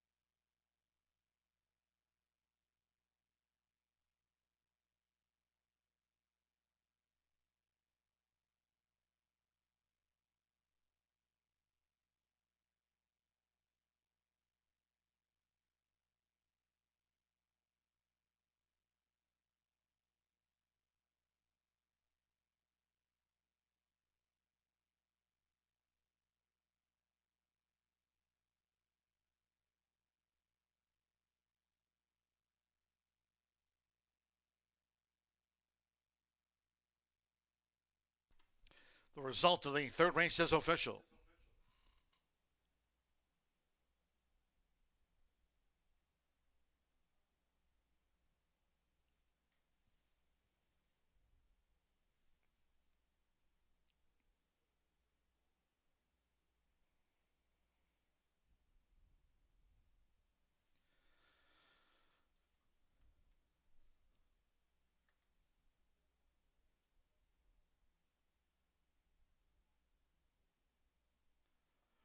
Returning to the Murphy Trailer Sales Winner's Circle, the 5 VMAX.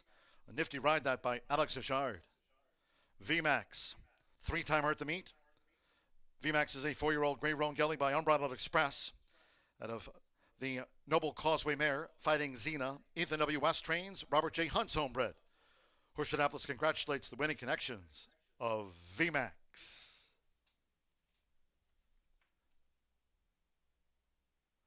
5-7 exacta paid $78.40.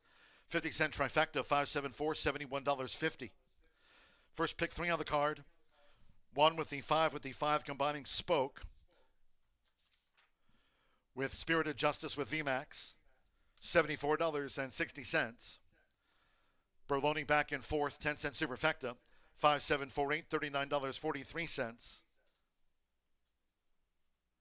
The double paid $51.80. 5-5. 141.22.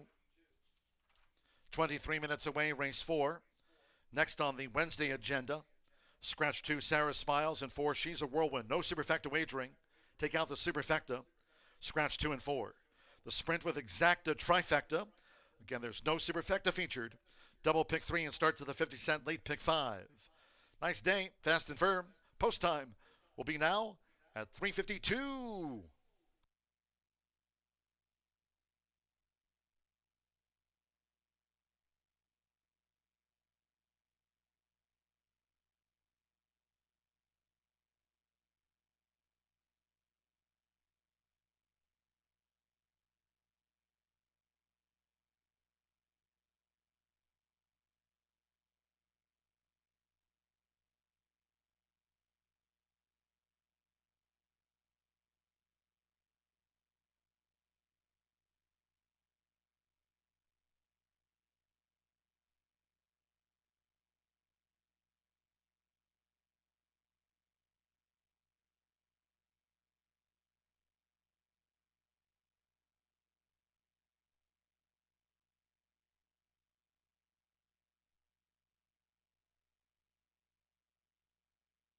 Toward the inside, Anchorman and Fantastic Vow with his speed for Samir Bermudez as they make their way toward the first turn.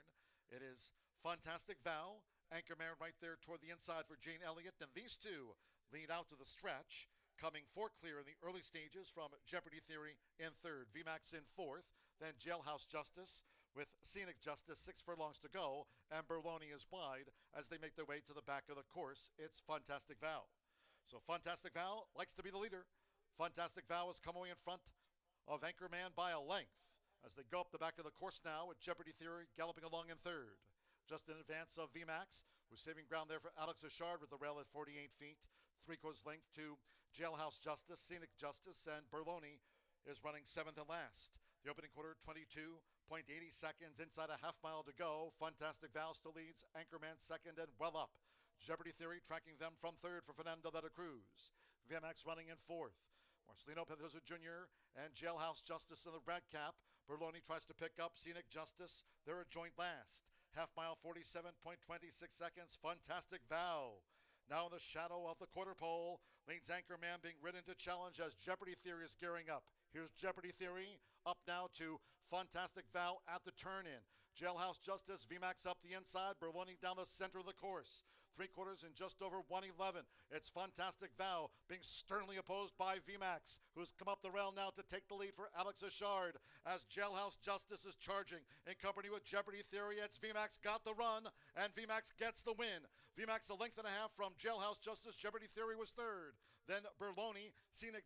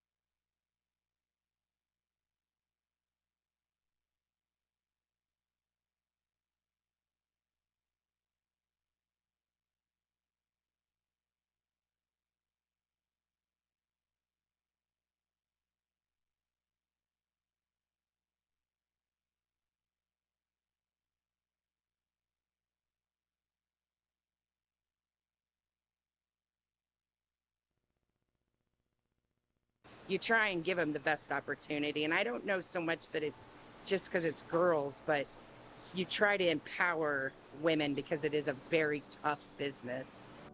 My dad, Jim Elliott, lives in Brookston. He bought a farm when I was a year old. So I grew up in it day to day. We come in, we usually make a schedule the night before of who's galloping, who's walking, and who goes to the Eurosizer. And then we have to get in touch with jock agents to schedule breezes for the jockeys. Someone comes in at 5 and feeds at 5 in the morning. Then we feed lunch around 11, 11:30. And then that's usually our day. And then we get ready for the races. Definitely a man's world back here, but all of us women, we really band together.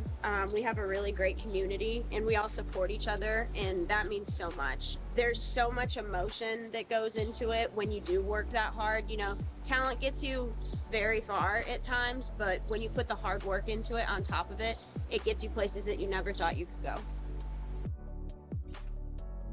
You definitely have to work a little harder, but I think we also have an edge to us that not a lot of men have, and I like to take advantage of that as much as I can. Now I'm a jockey, living my dream. It's a man's sport for sure. Like, I think women, some people look at them and I think I'm a little more affectionate with my horses, more hands-on. You know, it's an industry where all your top trainers are men, so I think people look to that. I started underneath my grandpa, Calvin Prescott. Prior to that, I've always had horses in my life. I barrel raced. Went to college at Ball State, and then I got back into horses with my grandpa, and I think my own trainer's license was probably somewhere around 2003, maybe, something like that. Started out with just a few. Eventually, I started breeding my own horses, and now I'm up to, I don't even know, 40-something, so a lot. Hola, mi nombre es Sheneveli. Soy Hawaker, trabajo con Michelle Elliott, tengo aproximadamente 2 años de estar trabajando acá, soy del país de Guatemala. There's a lot more women in this business now than when I first started 35 years ago. Being a woman, other women feel threatened by you sometimes, so it's always a good idea to go chat with the ladies first. They're your biggest asset and your biggest allies. Women will stick together if you give them a shot.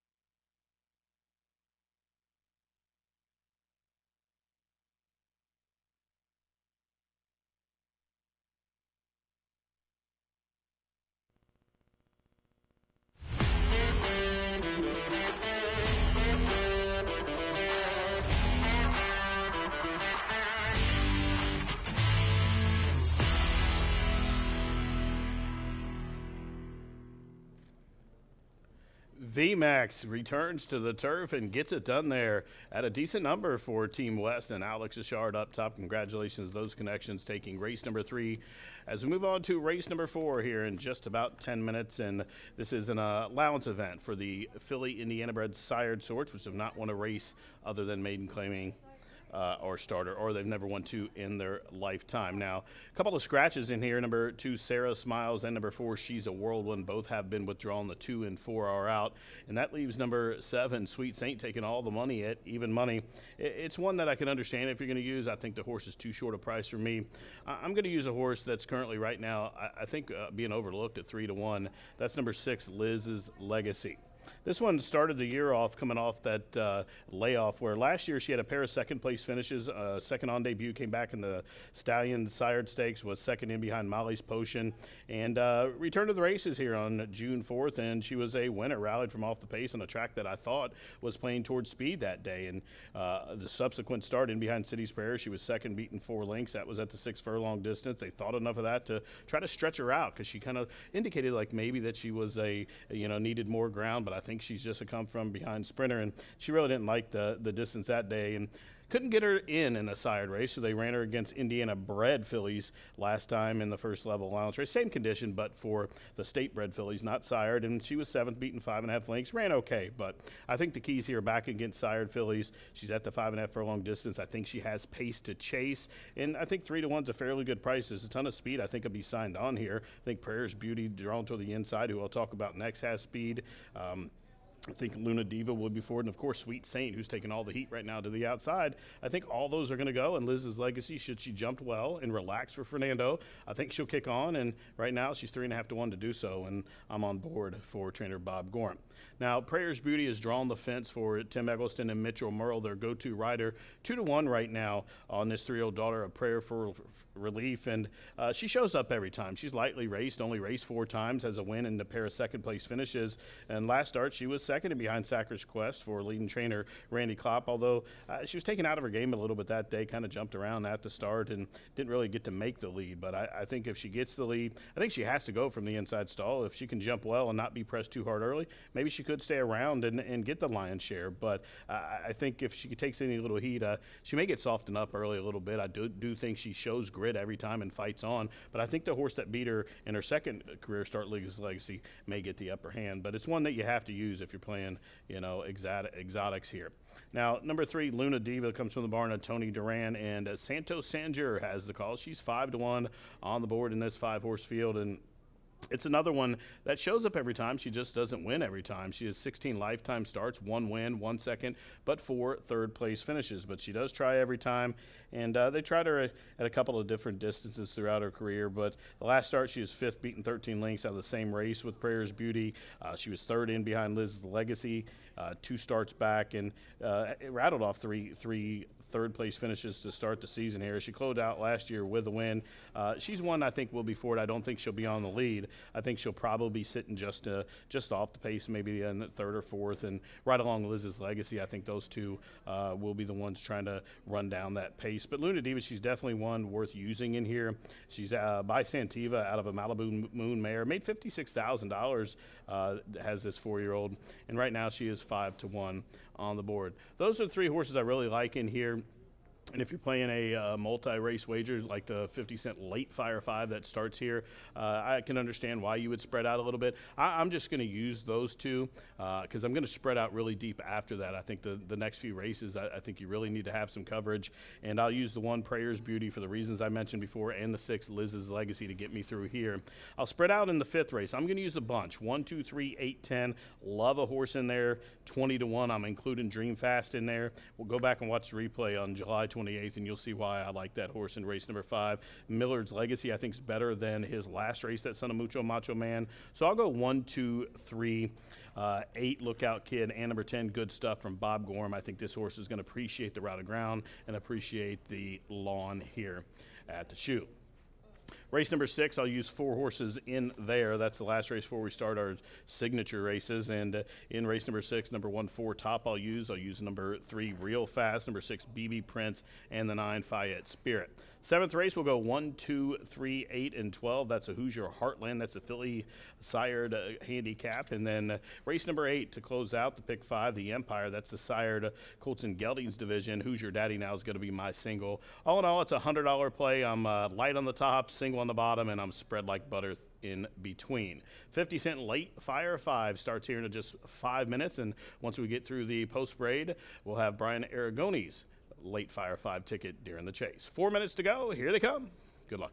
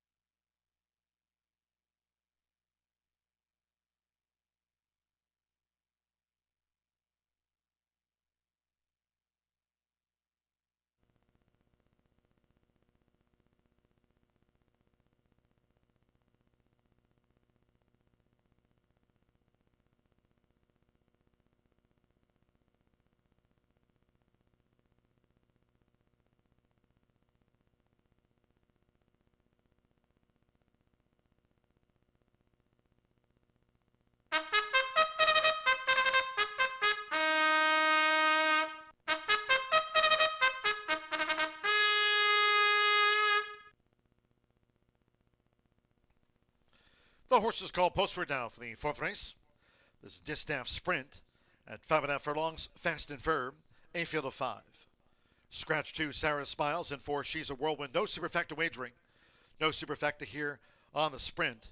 Scratch the 2 of the number 4. Exacted trifecta.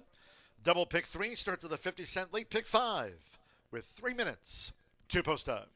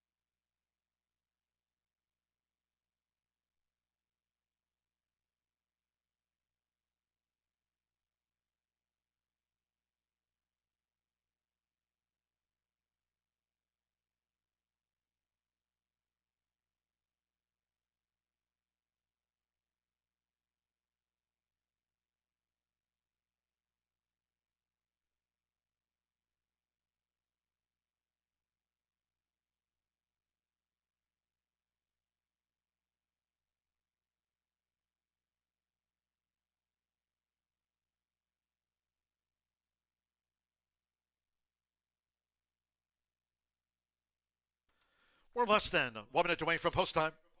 Less than 1 minute to the start of the 50-cent late pick 5.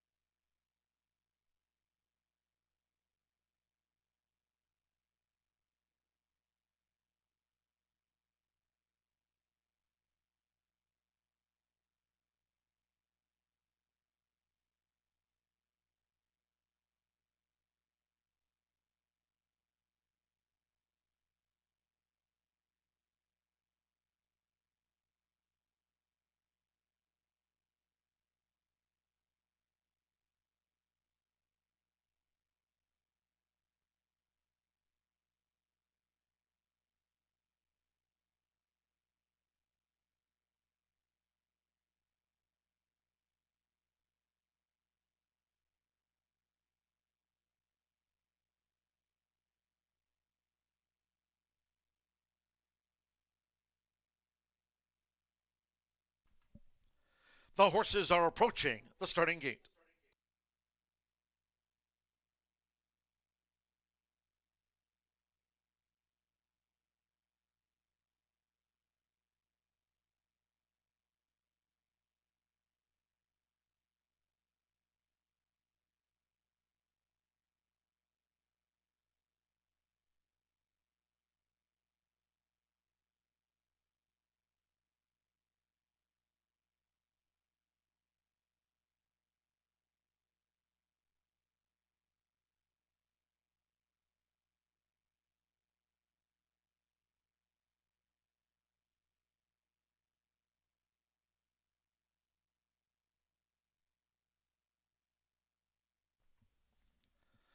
The 5-year-old mare Passion for Justice, the first to arrive down at the start.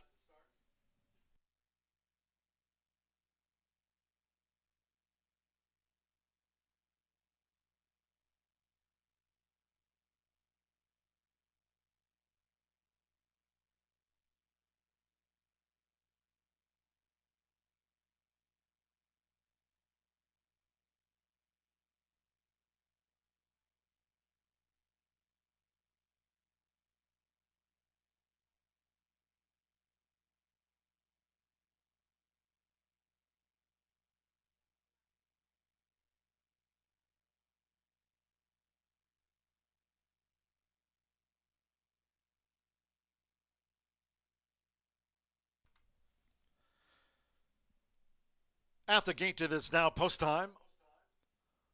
Loading for this distaff sprint, Mitchell Marule with Prayers Beauty, the first filly in.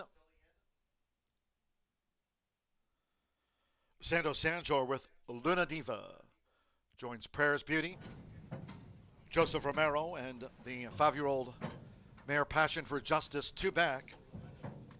Fernando Villa Cruz with Liz's Legacy, up and in at 5.5 furlongs. One more. Simmer Bermudez with Sweet Saint. She's 2 for 2 this filly. Under sunny skies, fast and firm. This 85th day of the race meet.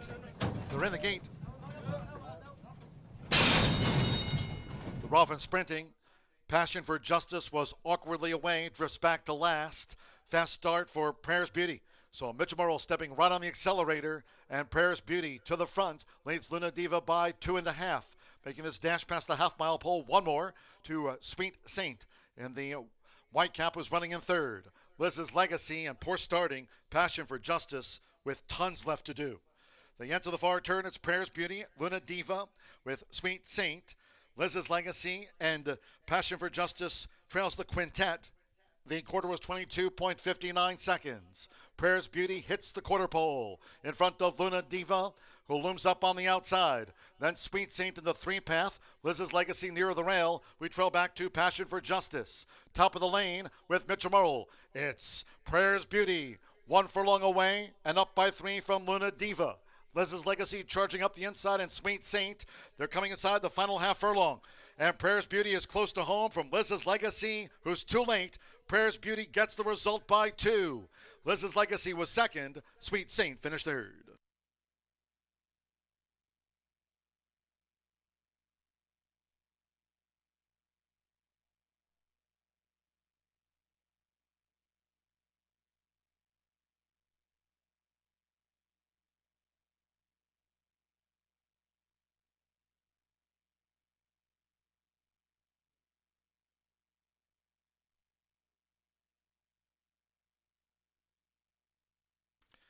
.105.41 after that distaff sprint. 105.41, 1673. There was no superfecta.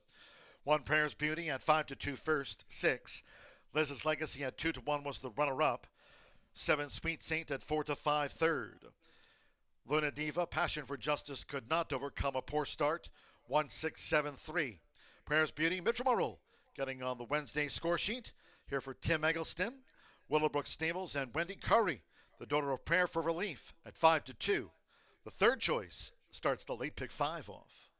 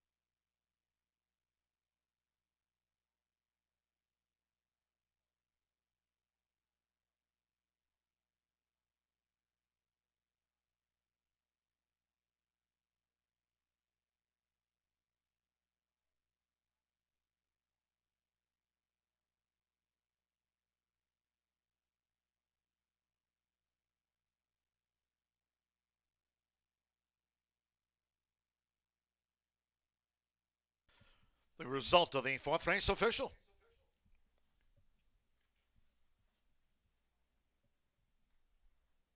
Returning to the Murphy Trailer Sales winner circle, number 1, Prayers Beauty, Mitchell Morrill,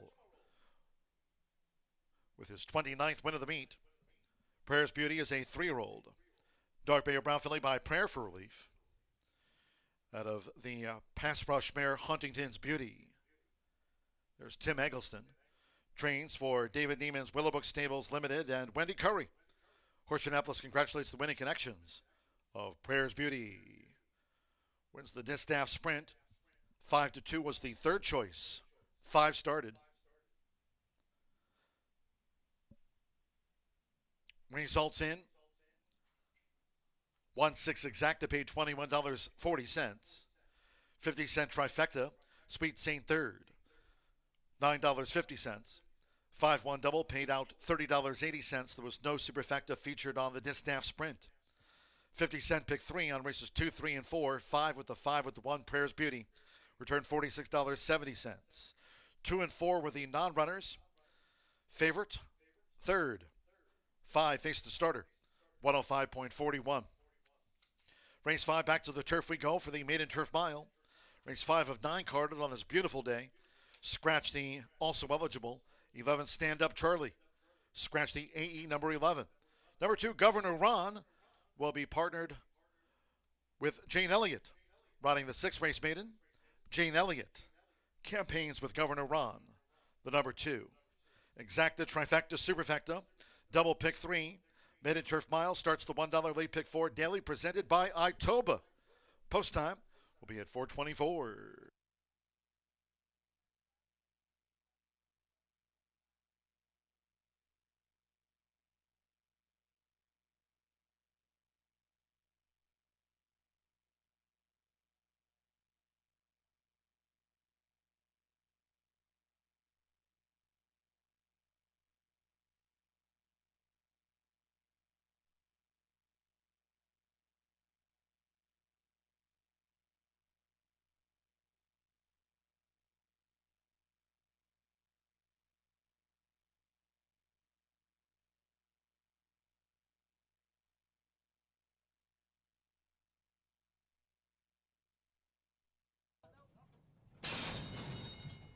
off and sprinting. Passion for Justice was awkwardly away, drifts back to last. Fast start for Prayers Beauty. So Mitchell Morrow stepping right on the accelerator, and Prayers Beauty to the front leads Luna Diva by 2.5, making this dash past the half-mile pole one more to Sweet Saint. And the white cap was running in third. Liz's Legacy and poor starting Passion for Justice with tons left to do. They enter the far turn. It's Prayers Beauty, Luna Diva with Sweet Saint. Liz's Legacy and Passion for Justice trails the quintet. The quarter was 22.59 seconds. Prayers Beauty hits the quarter pole in front of Luna Diva, who looms up on the outside. Then Sweet Saint in the three path. Liz's Legacy near the rail. We trail back to Passion for Justice. Top of the lane with Mitchell Merle. It's Prayers Beauty, 1 furlong away and up by 3 from Luna Diva. Liz's Legacy charging up the inside, and Sweet Saint. They're coming inside the final half furlong. And Prayers Beauty is close to home from Liz's Legacy, who's too late. Prayers Beauty gets the result by 2. Liz's Legacy was second. Sweet Saint finished third.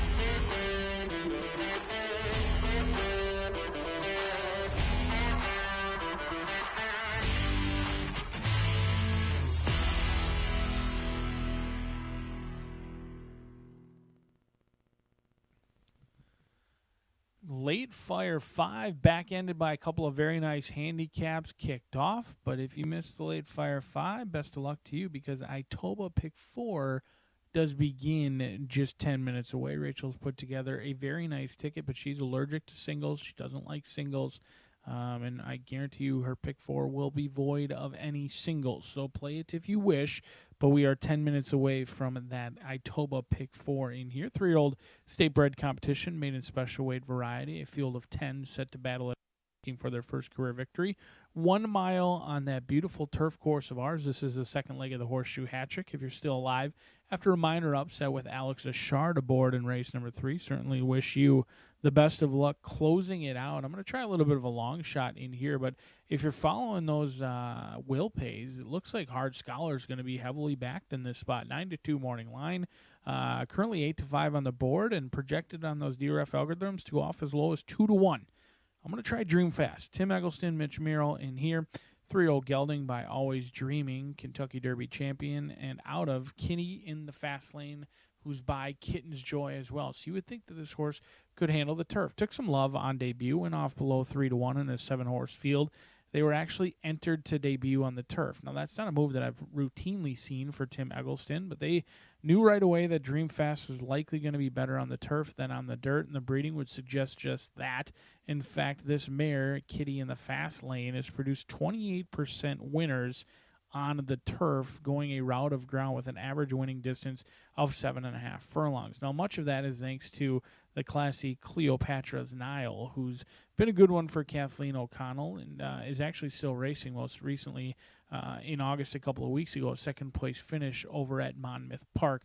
The 4-time winner, all on the turf, and Cleopatra's Nile and this one look to team up and hopefully produce similar results. I'm sure the connections Kathy Jones for this homebred would love if Dream Fast banked as much as Cleopatra's Nile, because that would result in almost 6 figures in earnings. We'll see if Dream Fast improves on the turf, but certainly turned out very nicely down here in the walking ring for Tim Eggleston, who is having himself an excellent meet, both with the thoroughbreds as well as the quarter horses, and he'll look for a stakes winner later on in the card with 514 Racing.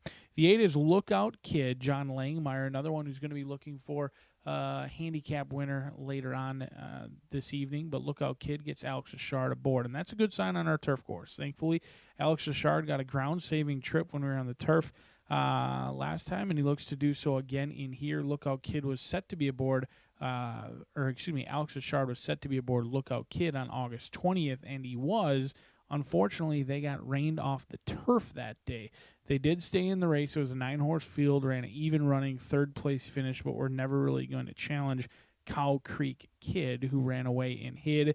This one had a sneaky amount of trouble, but obviously needed the race, had been laid off since May 27th, should be fit, and I absolutely think that Lookout Kid is going to appreciate being back on the turf. Didn't run too terribly on debut either. One of the turf races, ran a good second, was bottled up, kind of in hand, waited nicely, and then closed willingly, but could not catch Sorry Not Sorry, who's gone on to exit the conditions and is a multiple-time winner out of that race. So Lookout Kid has some upside in here, 9-2, a great value player, but a horse who's chilly on the board, and frankly, I don't blame you. 0 for 13, my Mr. Perfect.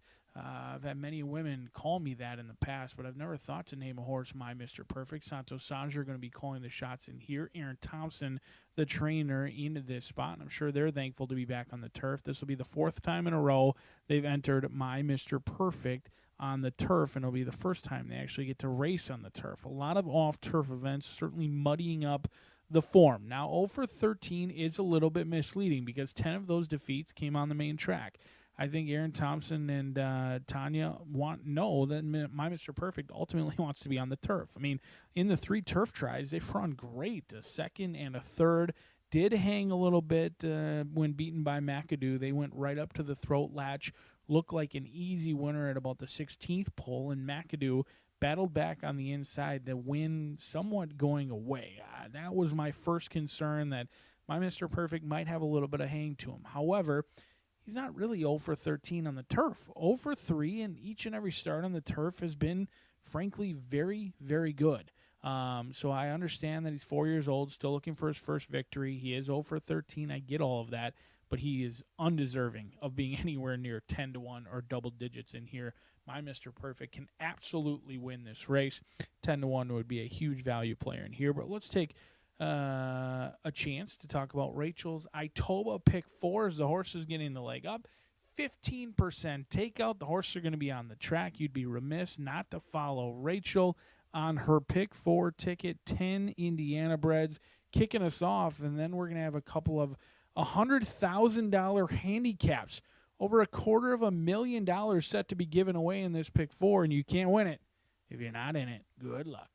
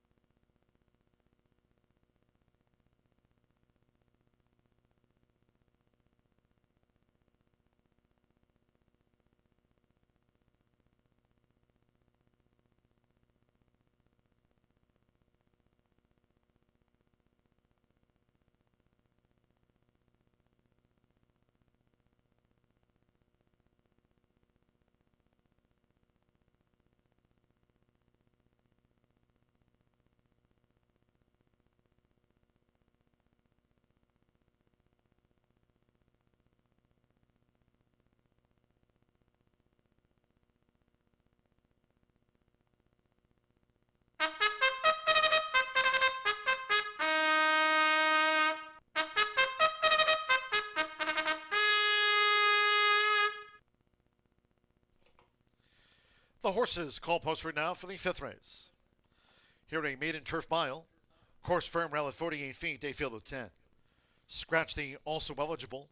Number 11, Stand Up Charlie. Scratch the also eligible. 2, Governor Ron. Here on parade, the jockey Jane Elliott. Jane Elliott on the 6th race maiden. There's 2, Governor Ron. Exacta Trifecta Superfecta. Double pick 3 and starts at the $1 late pick 4 daily presented by Itoba.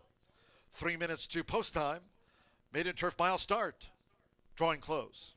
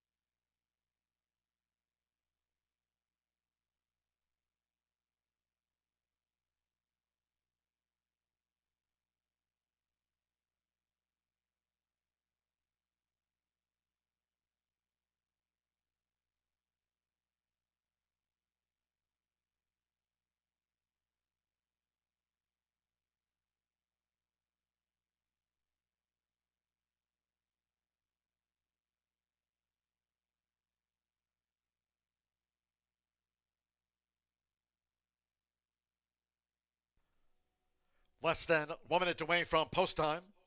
The maiden turf mile starts the $1 late pick 4. Presented by Itoba. Final seconds.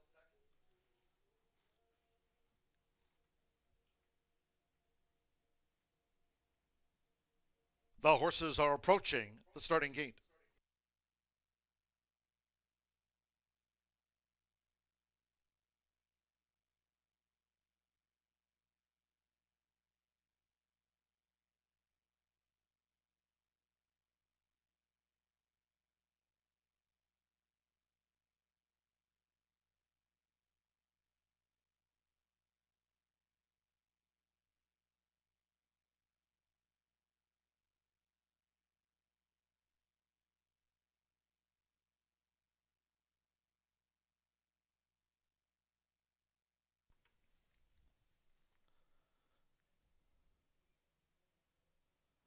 Over to the turf course.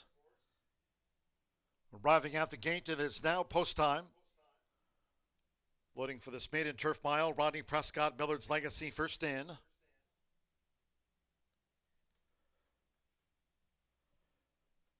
Marcelino Pedrosa Jr. partners Mordecai. Jane Elliott with Governor Ron drew 2. Up comes Toy's Troubled Hero. Luis Contreras on the Wednesday score sheet. Now Dream Fast. Be a double for Mitchell Merle teaming with Tim Eggleston.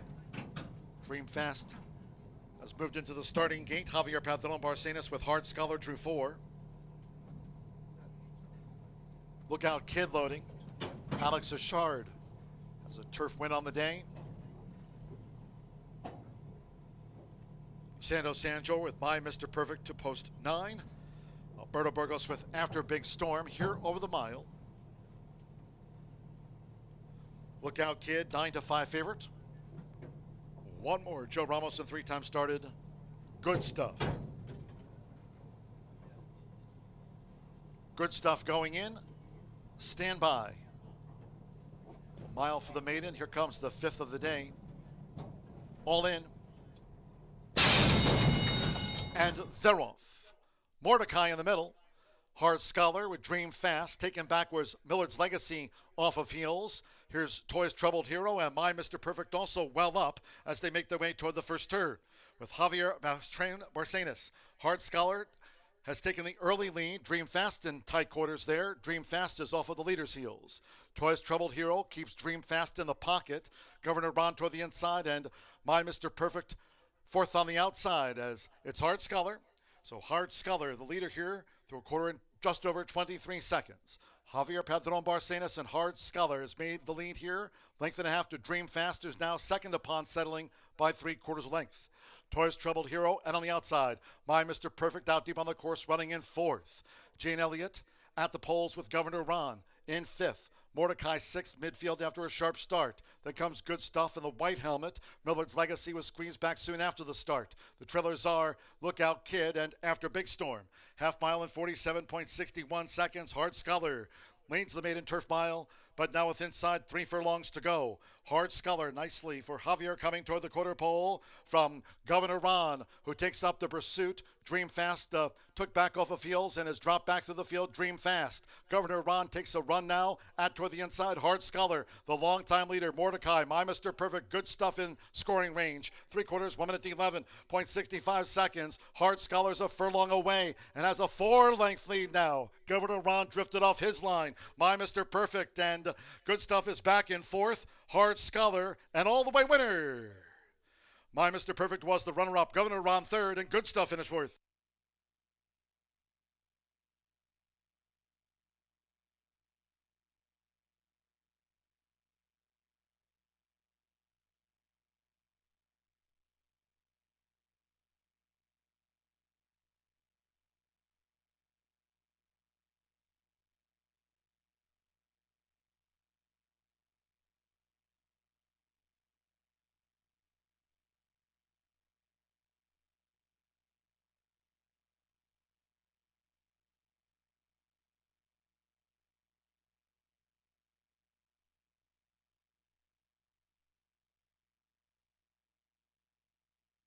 135.80 after the maiden turf mile.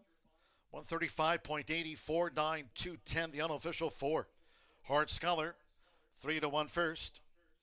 Number 9 by Mr. Perfect at 7-2 second. 2 Governor Iran, 13-1 third. 10 Good Stuff, 6-1 fourth after the slow-mo.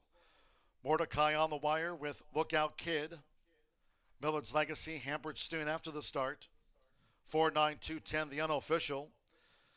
Javier Padron Barcenas, another win here this week for the Catman. Wayne Catalano trains the son of Hard Spun off the mark in his 11th run at 3-1.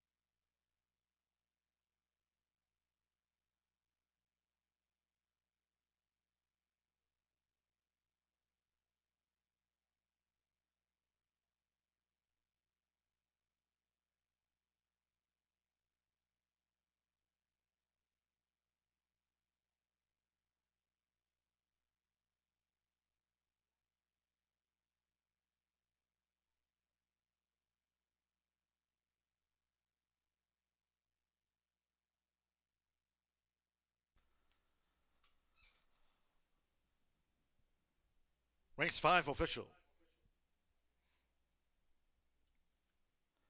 The winning groom leading into the Murphy Trailer Sales Winner Circle number 4. Hard Scholar with Javier Padron Barcenas. Hard Scholar is a 4-year-old big gelding by Hartspun. Out of the elusive quality mare, Educating. Gets off the mark in his 11th career start. Trained by Wayne Catalano for Tracy Friederich. Horseshoe Indianapolis congratulates the winning connections of Hard Scholar. An all-the-way winner with Javier. 4-9-2-10, the official after the maiden turf mile. Exacta $35.40, 50-cent trifecta. $67.85, 1-4 double, $25.60. Good Stuff fourth. 10-cent superfecta, $105.56. 50-cent pick 3, 5 with the 1 with the 4, Hard Scholar, $46.20. The $1 early pick 4, $577.70. And the 50-cent early pick 5, 5 of 5, $1,765.15. Capped off by Hard Scholar, making every yard a winning one. Javier Padron Barcenas for the Catman. 135.80 after race 5. Race 6 is next. Still to come are handicaps later on the card. Running of the Hoosier Heartland and the Empire. The 7th and 8th of 9. 6th race turf. Scratch the 2, bet on Brett. Take out 8, the Warden. Scratch 13, Sanderson. Scratch the 2, 8 in the number 13. 11, Memphis Pharaoh draws in. 12, Brown Liquor Man draws in. And the jockey, Joe Ramos. Joe Ramos on 12, Brown Liquor Man. Exacta, trifecta, superfecta. There's a carryover on the card next. The 10-cent Grand High 5, that's the pentafecta. Pentafecta carryover of $4,992. Double pick 3, post time, 4:58.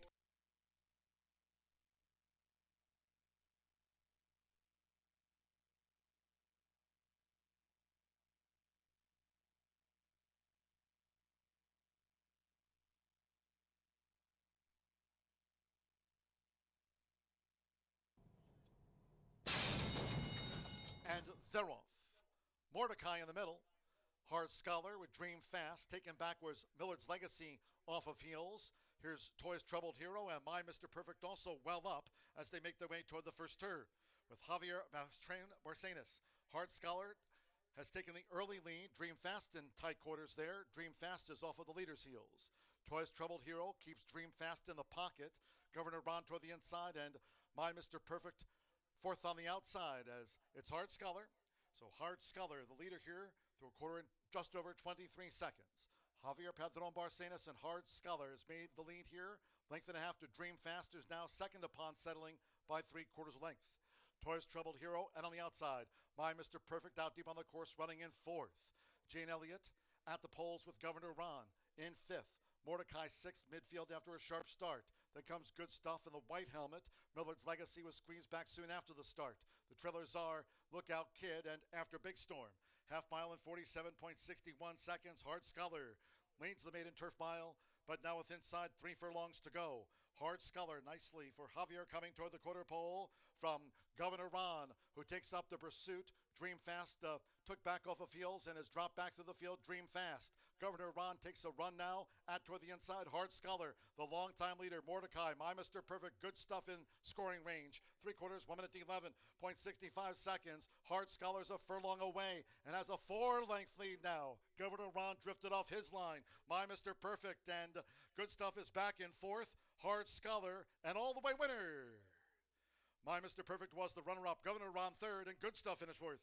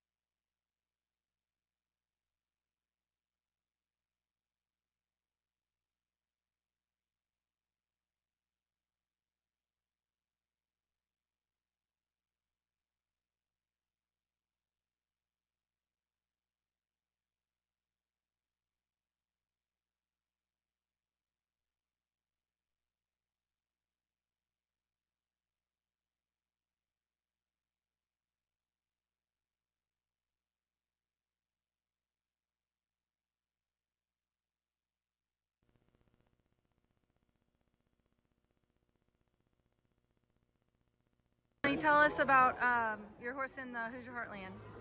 Well, Rachel, I think it's a good spot. There's a lot of speed in the race. I'm looking at the 1, 2, and the 3. Imagine the Moon's going to show speed. She's coming off sprints. Looks like she's never been long, but other one time. So I'm going to tell Marcelino to sit in the pocket and just watch the pace. And we're hoping to turn the tables on Bob Dobbs because he beat us last year. So we're hoping he shows us some love today and see if we can turn it. So that's the plan.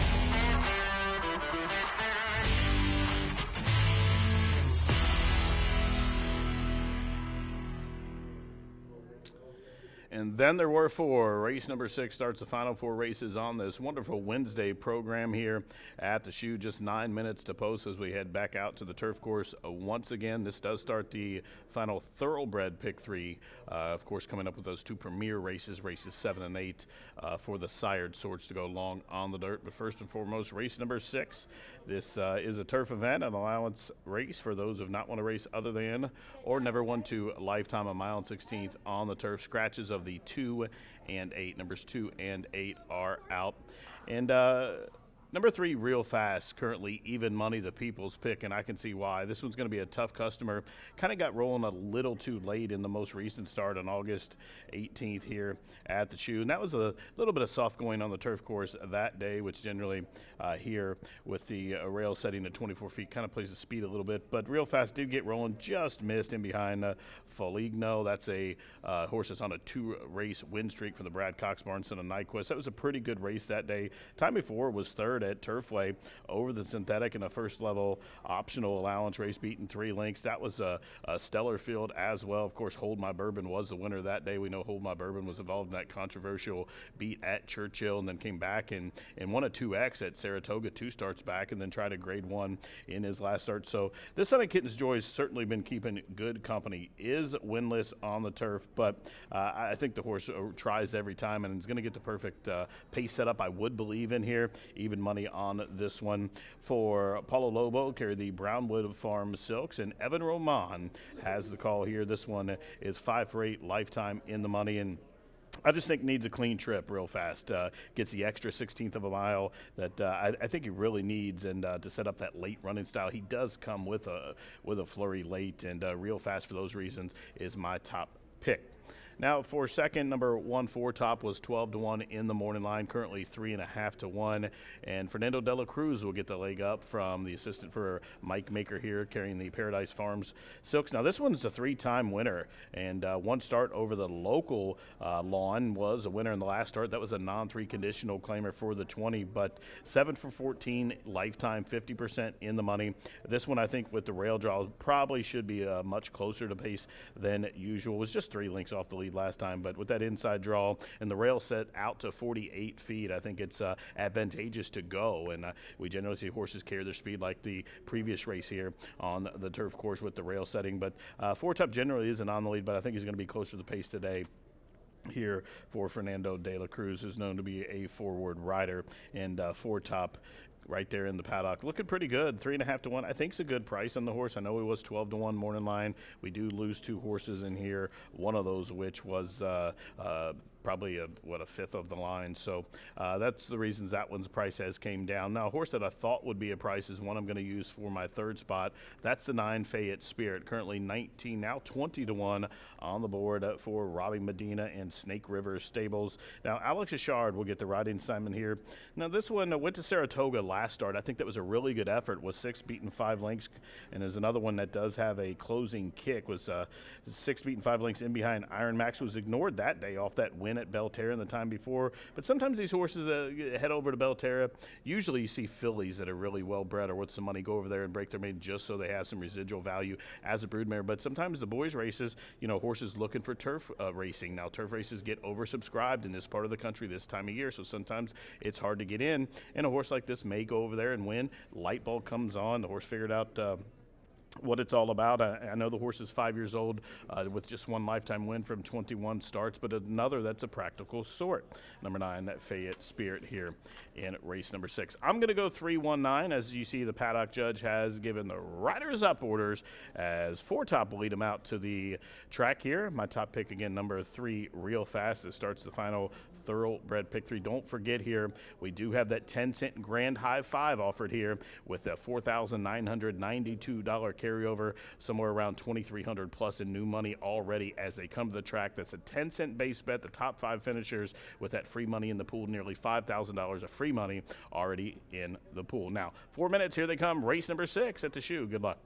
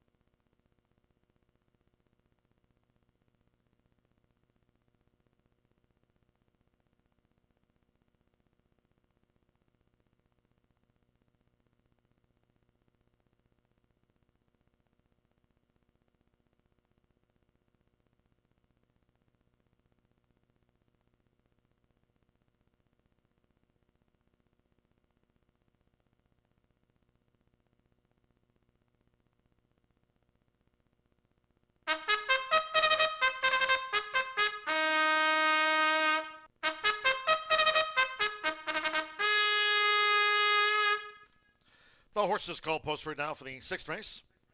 This is the last of the 4 today. Carter for the turf course here firm, rail at 48 feet this race week. A field of 10. Over the mile and a 16th, scratch 2, Bet on Brett. 8, The Warden. And take out 13, Sanderson. Scratch the 2, 8, and the 13 all have been withdrawn. 12, Brown Liquor Man, the jockey Joe Ramos. Joe Ramos on 12, Brown Liquor Man. Exacta, trifecta, superfecta, double pick 3. This one caps off the $1 horseshoe hat trick all turf pick 3. The one carryover on the card is here in the 10-cent grand high 5. Pentafecta carryover on the turf of $4,992. That's a grand high 5. Pentafecta wager carryover. 2 minutes.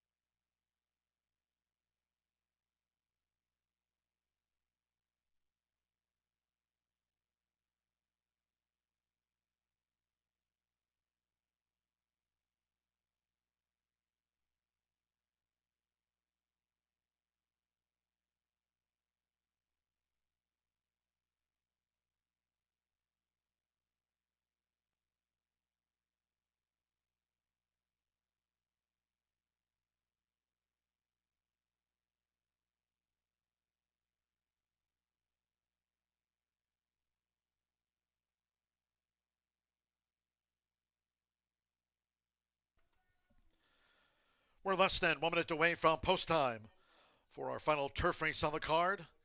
This features the 10-cent grand high 5. There's the Pentafecta current pool. Carryover in the 10-cent grand high 5, the Pentafecta wager, was $4,992. The current pool with less than 1 minute to post time.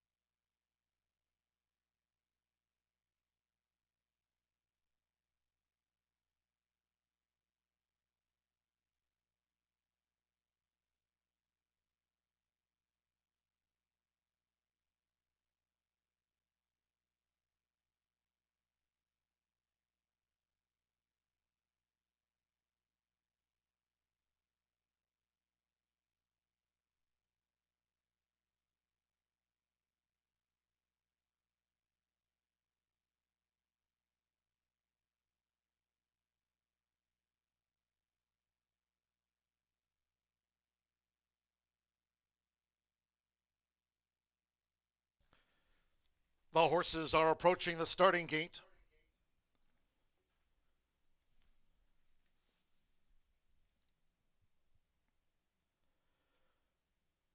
For a final time today, crossing over to the turf course. Fast main track for the Premier Handicaps, the Hoosier Heartland, and the $100,000 guaranteeing the Empire. The 7th and 8th. Quarter horse dash to close out the card on final approach.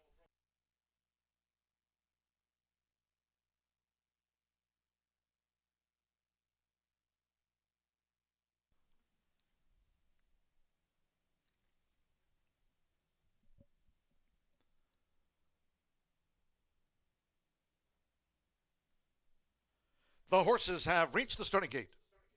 It is now post time. They're going in. Fernando Veta Cruz, 4 top. The first of 10 to move into the starting gate. Sponsored by B&H Electric this year. Josh Morales with Shiesty to Chase. Joins 4 top. There they are. Real Fast. Evan Roman for Polo Lobo. Even money. Real Fast rented well. Loading up. Fayette Spirit. Alex Ashard on the Wednesday score sheet. Sando Sanjor with Ocean Victory. Here's the Sky View. Of course, firm rail at 48 feet this race week. Marcelino Pavdoza Jr. Passing Judgment. Red and gray diamonds.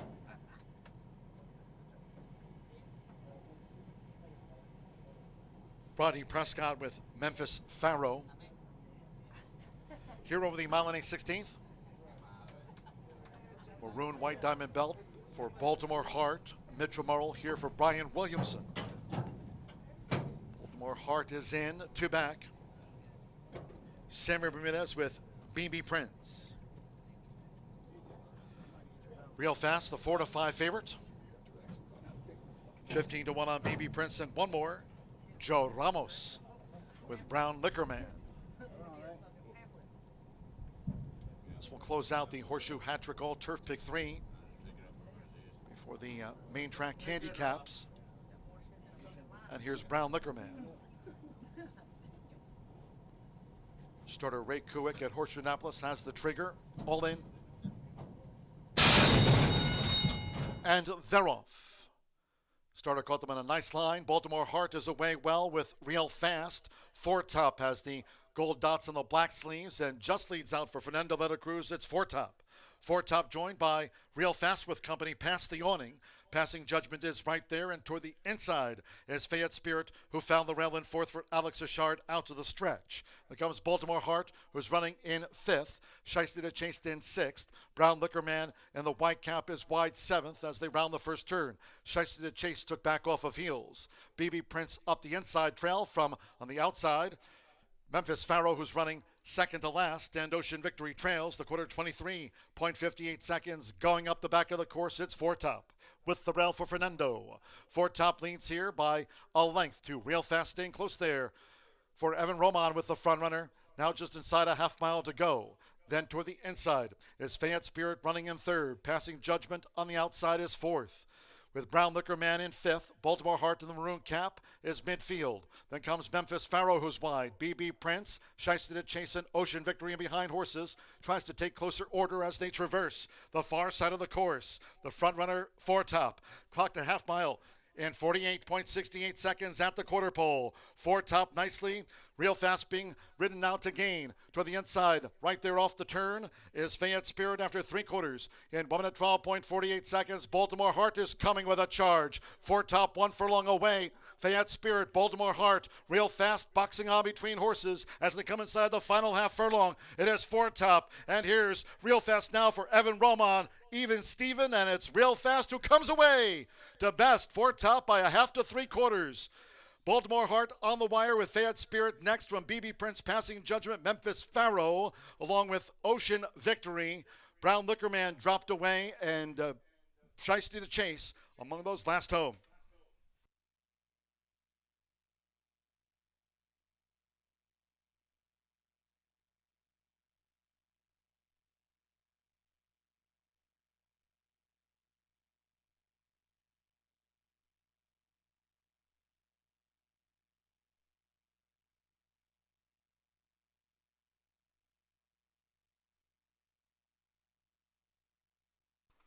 141.74.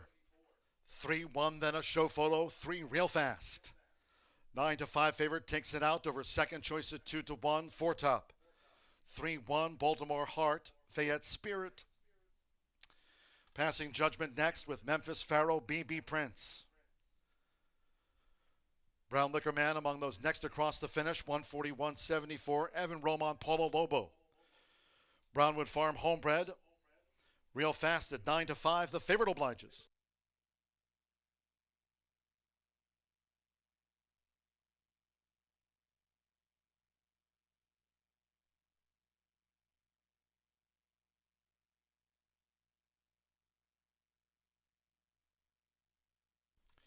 The judges have posted number 5, Baltimore Heart, 13 to 1/3, 3-1-5. 9 Fayette Spirit at 35 to 1 was 4th, and 10 Passing Judgment completes the pentafecta that had that carryover going in. For the Grand High 5, it's come 3-1, 5-9, 10.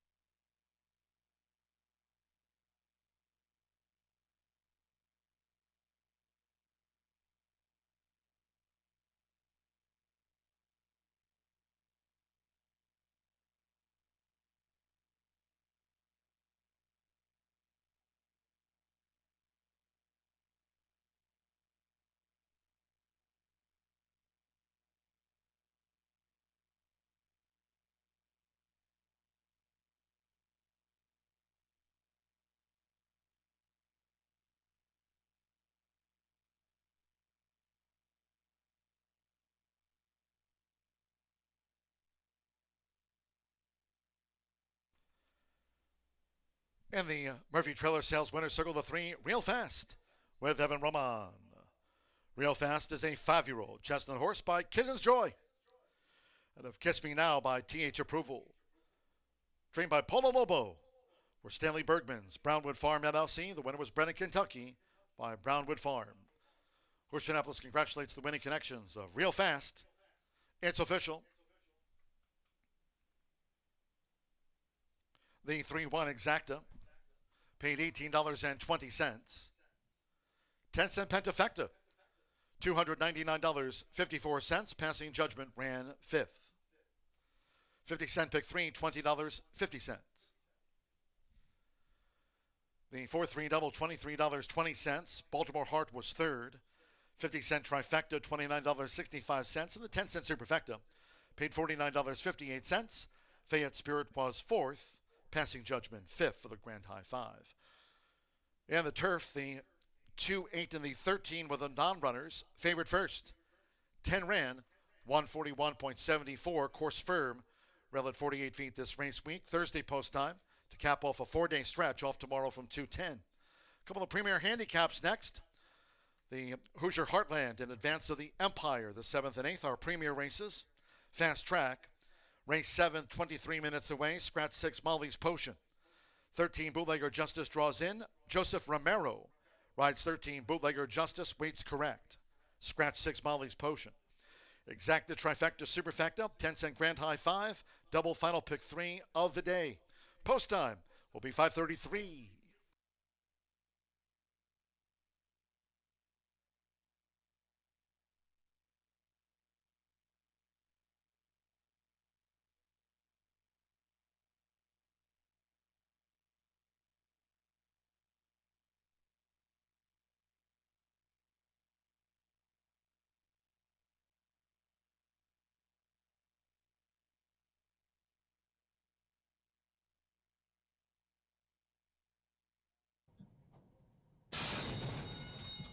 And they're off.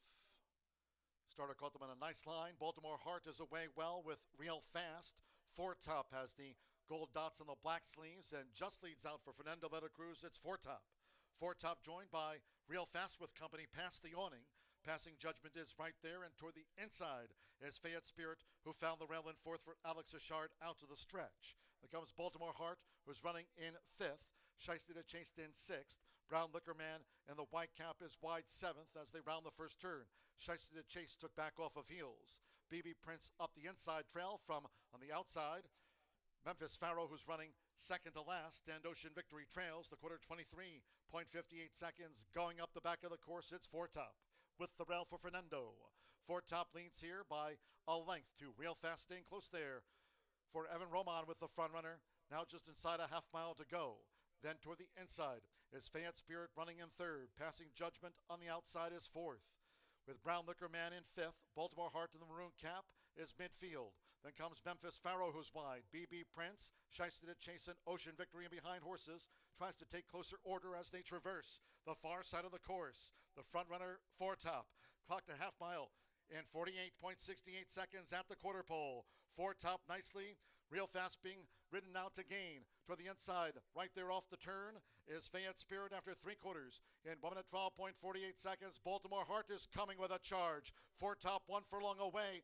Fayette Spirit, Baltimore Heart, Real Fast boxing on between horses as they come inside the final half furlong. It is Four Top, and here's Real Fast now for Evan Roman. Even Steven, and it's Real Fast who comes away to best. Four Top by a half to three quarters. Baltimore Heart on the one.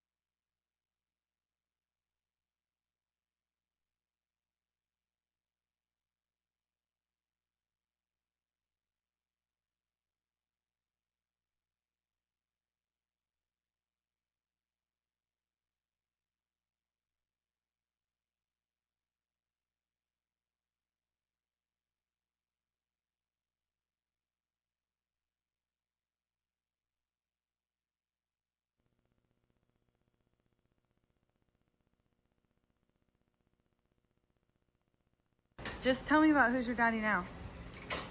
Well, we was kind of worried about him because he wasn't really trying in the dirt the first 2 races and this year. I mean, before, like last year, he was running good, decent races, and I'm happy that he showed up the last time, and hopefully he do it again, and he'll be tough to beat.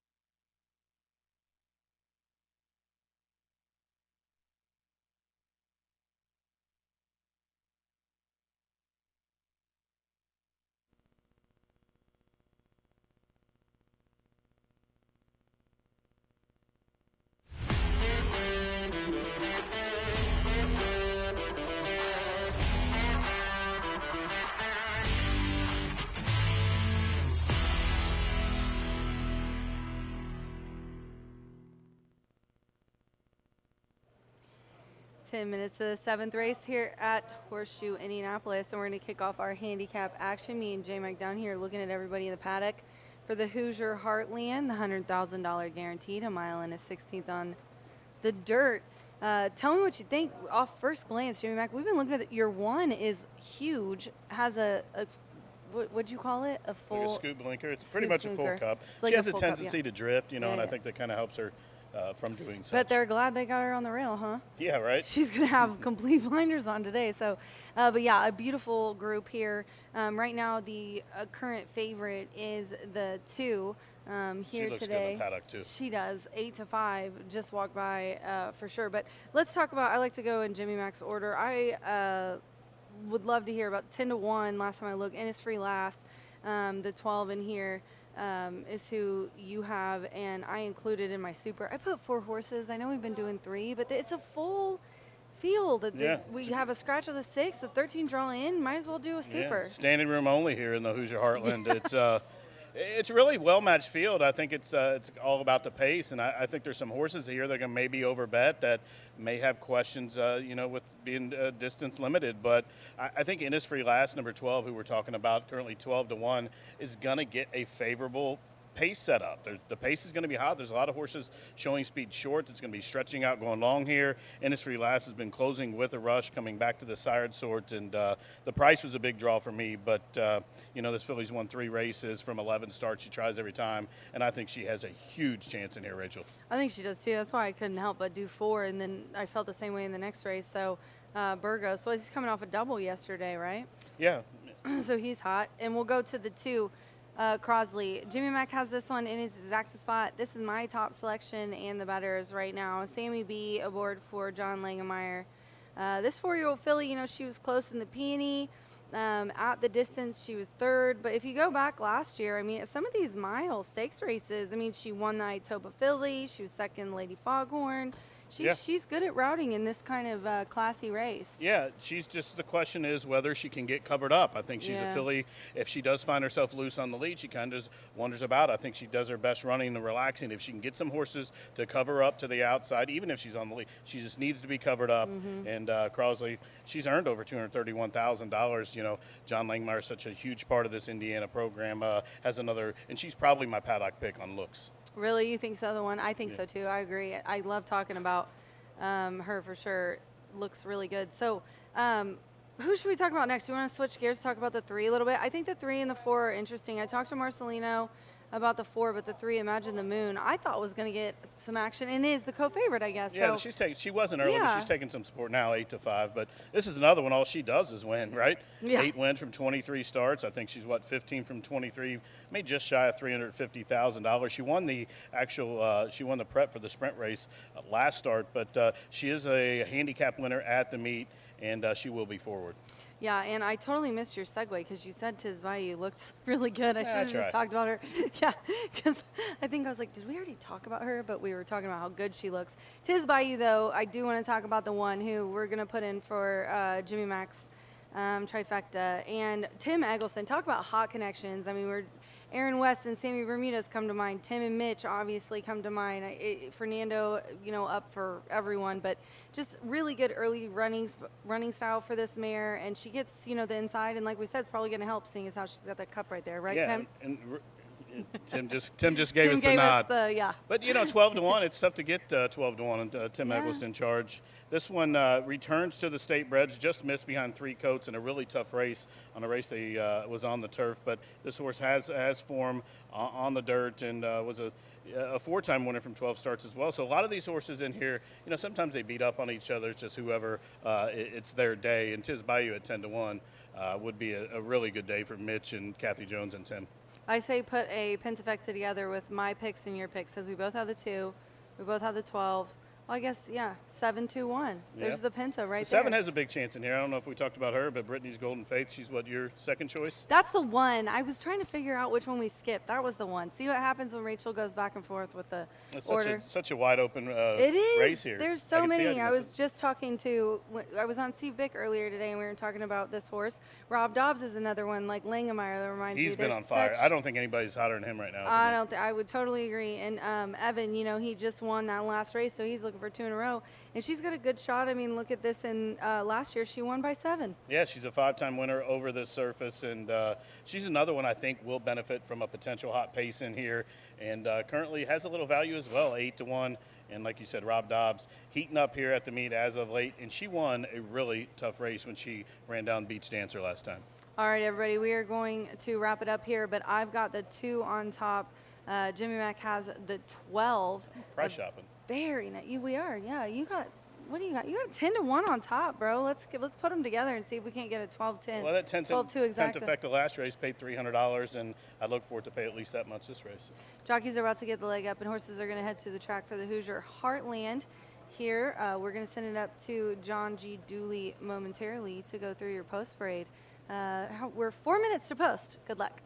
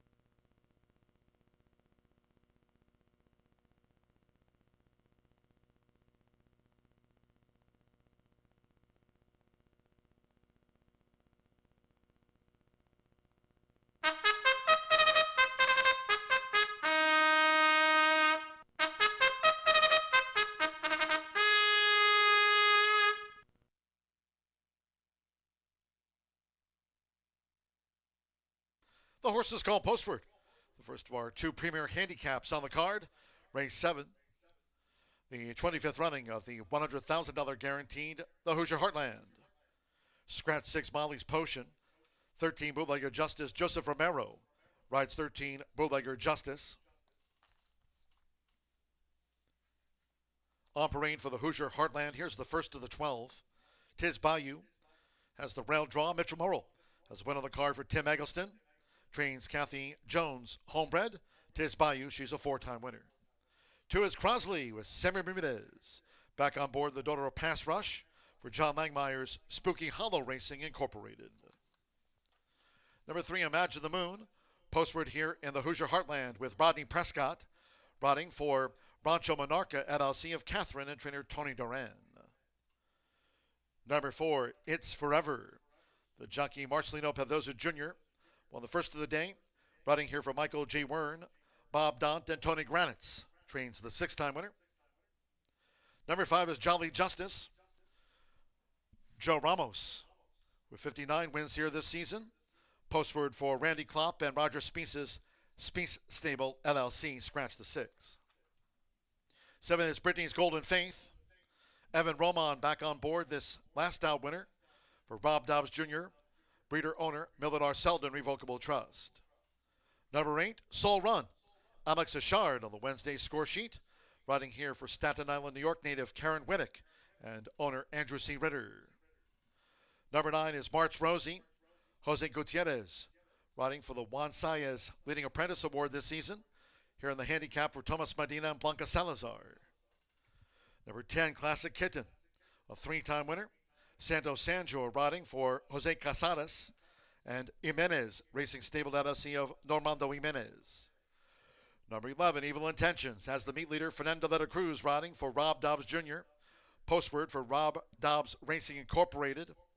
Owners Steve Stover and Pamela Watkins. Number 12, Innisfree Lass, Alberto Burgos riding. John Harron with 599 career wins. Harron Thoroughbreds LLC owns the 3-time winner. And drawing in, twice started. Here's 13, Bootlegger Justice, the maiden with Joseph Romero riding for Devaris Douglas, trains and owns. The 12 of them for the 25th running of the Hoosier Heartland. Exacta, Trifecta, Superfecta. The 10-cent Grand High 5 Pentafecta wager here. Double final pick 3 of the day. Fast track and drawing closer to post time. The first of our 2 premier races.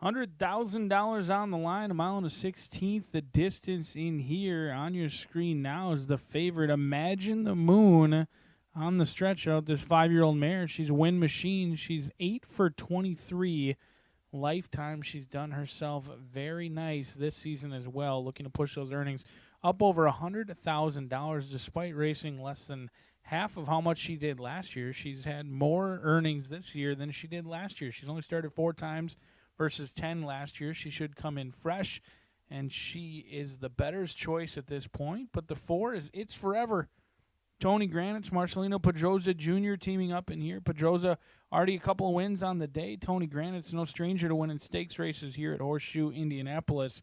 And this horse has some muddied up form. Ran in louder than words last time out. Didn't put in the best effort after a slow start in the Piani handicap. But before that, sat right behind the leaders in Grand Morella against open competition. Night Kiss, a very good one. The second place finisher for Tommy Medina, has come back to string along 3 or 4 wins in a row. Out of that open allowance, 50,000 August 6th. It's a wide open event in here. 12 Hoosier breds, all looking for $100,000 on the line. It's the Hoosier Heartland Handicap, a 1.16 miles in here, a wide open betting board. I've got my questions about Imagine the Moon. You could go a variety of different directions in here. We'll see if John Langmeyer and Spooky Hollow Racing can get Crossley across the finish line first. They won the stakes race in the Checkered Flag Handicap. We'll see if they can do it again in here as we turn it over to the best in the business, John G. Dooley for the Hoosier Heartland. All right, cheers, Brian Aragoni. At the gate, it is now post time for the Hoosier Heartland. They're going in. Alex Ishard with Soul Run, first of the 12. So moving to the starting gate here. Mitchell Merle with Tiz Bayou has joined Soul Run. Jose Gutierrez, Martz Rosie loaded. Tiz Bayou installed. Up comes Crosley, Sammy Bermudez for John Langmeyer. Sando Sanjor, Classic Kitten, taking her position in the starting gate. Now Imagine the Moon. Rodney Prescott, one of the all-time winningest jockeys here for Tony Duran. Imagine the Moon, 2-1 favorite. Fernando de la Cruz meets leading jockey Evil Intentions in It's Forever. Marcelino Pedroza Jr. took out the opener. Joe Ramos with Jolly Justice drew 5.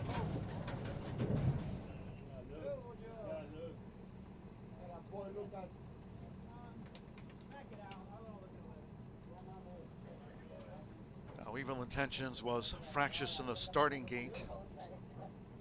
Will be under a track veterinarian review as they're backing out Evil Intentions here at post time.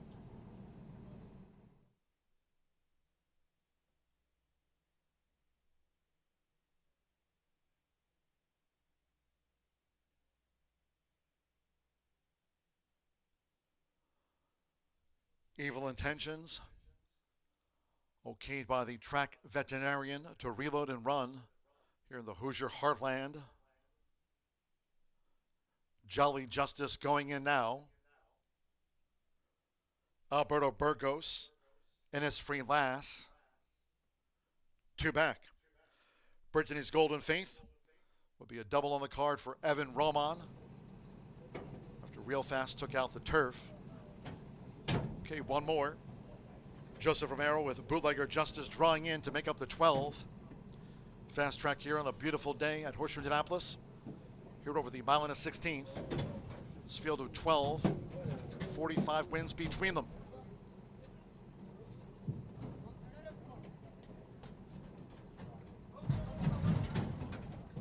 They're in the gate. And they're off in the Hoosier Heartland. Jolly Justice broke sharp. Nearest the inside is Crosley with the white cap. Imagine the Moon is right with her. It's Forever toward the inside, also in a prominent role with Martz Rosie striding up on the outside as they charge into the first turn, just being led by Crosley. So Sammy Bermudez, Crosley takes the top at the 6.5 from a close-up Imagine the Moon. As they go to the back right together, nearest the inside is It's Forever, who's joined by Martz Rosie. It's Forever is now in 4th. They have 6 furlongs to run. There comes Jolly Justice in 5th. His Bayou is 6th. Soul Run in 7th. Brittany's Golden Faith is 8th, going up the back of the track. And then nearest the inside is Innisfree Lass. Joseph Romero and Bootlegger Justice, the Two Race Maiden in their midst is running in 10th, with Classic Kitten in 11th, and Evil Intentions trails the dozen. 24.46 lean seconds. Here's the half-mile pole. It's Imagine the Moon who's taking the lead now for Rodney Prescott. Half mile, 49.32 seconds as they enter the far turn. Imagine the Moon. Crossley re-engages. March Rosie in the red cap. It's River. Tis Bayou getting a rail run now for Mitchell Murrell with 3 furlongs to go. This leading quintet, they've made a break from Jolly Justice, Innisfree last wide. Brittany's Golden Faith coming past Soul Run, past the quarter pole for these leaders. Then farther back to Evil Intentions. Classic Kitten, Bootlegger Justice is 12th. Heads are turned for home. These fillies mares straight and away, 3/4. 1 minute 13.88 seconds. And the race is on. Imagine the Moon and Crossley toward the inside tries to kick with Imagine the Moon, who has the advantage past the 16th. It's Forever is third and running on, but close to home with Rodney Prescott. It's Imagine the Moon takes out the Hoosier Heartland handicap by 3. Crossley was second. It's River third. Then Tis Bayou, Innisfree last. Brittany's Golden Faith and March Rosie, they were next across the finish.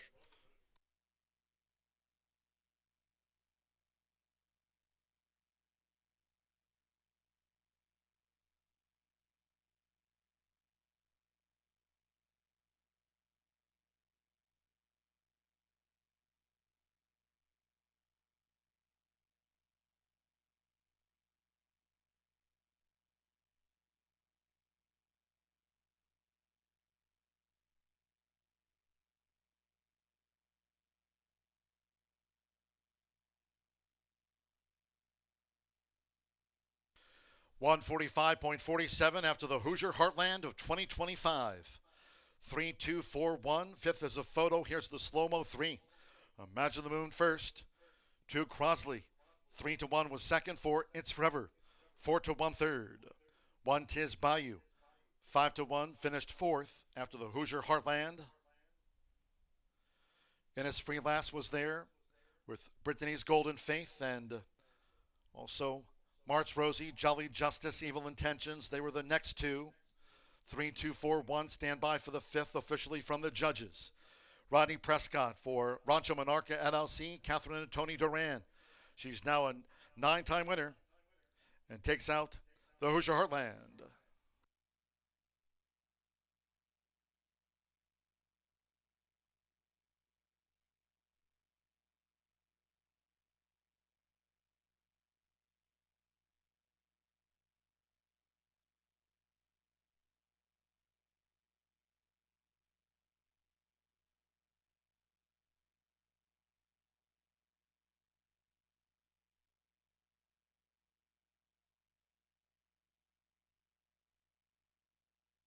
The judges have posted number 12, Innisfree last, fifth. That for the Grand High Five, it's 3-2 for 112.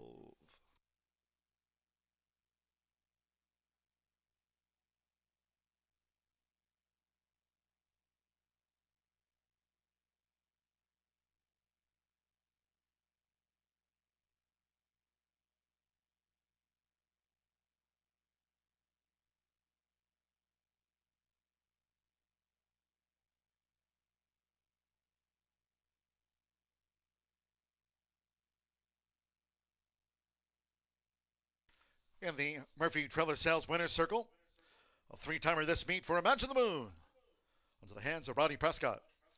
Number 3, Imagine the Moon. 5-year-old dark mare, brown mare by Reddy's Image. And the Malibu Moon mare, the Moon and the Stars. The now 9-time winner, campaigned by breeder Rancho Monarca LLC of Catherine and Tony Duran. Horseshoe Indianapolis congratulates the winning connections of Imagine the Moon. Takes out the Hoosier Heartland of 2025. 3 double paid $26 even, the double. 3-2 exacta, $27.80, 50-cent trifecta, $24.15, 10-cent superfecta, $22.16. Tis Bayou ran fourth. The 50-cent pick 3, $28.75. Innisfree last was fifth. 10-cent pentafecta paid $55.97. 145.47. In the winner's enclosure, Horseshoe Indianapolis Vice President and General Manager Racing Eric Hallstrom, joined by Director Racing Secretary Chris Polson and Assistant Racing Secretary Chris Kamak. The winner's presentation to the winning connections of Imagine the Moon, Catherine and Tony Duran. Rancho Monarca's homebred, Imagine the Moon, wins again. 22 minutes away from our next handicap. Race 8 of 9 is the Empire. 100 grander. Scratch the also eligibles, 13 gin and whiskey and 14 ready to seize, 12 of the body run. Those also eligibles not needed today. Scratch the 13 of the number 14 did not draw in. Exacta, trifecta, superfecta, 10-cent pentafecta, start of the late double. Post time 6:08. Stand by from the Murphy Trailer Sales Winner's Circle. We'll be going downstairs to check in with the winning connections of Imagine the Moon as Tony and Catherine join Racing Rachel.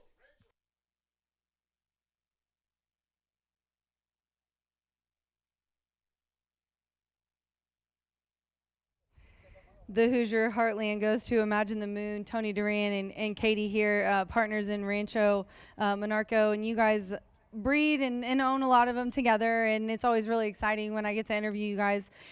Katie had to rib me as soon as I walked in. You didn't have any faith in us. Well, I didn't. I left her out of my super, and I'm kicking myself for it. But this horse she's shown that she can go 2 turns, and she showed it again today. Yes, we run her long, it's a 3-year-old, I think. She's got to beat the neck, but I know she can go long. I mean, she trained she's quiet to train, and I mean, she never get tired. She want to keep going and going. I got to ask you, did that race play out the way you wanted? Because they were not going very fast on the front end, and I sort of wondered if she was going to have anything to run at or not. Well, she liked the competition. That soon she got something on front, she's get aggressive, real aggressive. Yes. I think we left that up to Rodney. And that's a smart move. Even though he forgot that he needed to stay for a second picture, the veteran rider, he does know what to do on the back of a horse. So, okay, we're happy with his ride. Well, congratulations, Tony, so much. And I think that she just looked wonderful. You guys are super happy. Thank you, Rachel. All right, you guys, here's your Heartlands over. We're going to do the boys next. We've got the Empire coming up, so stick around.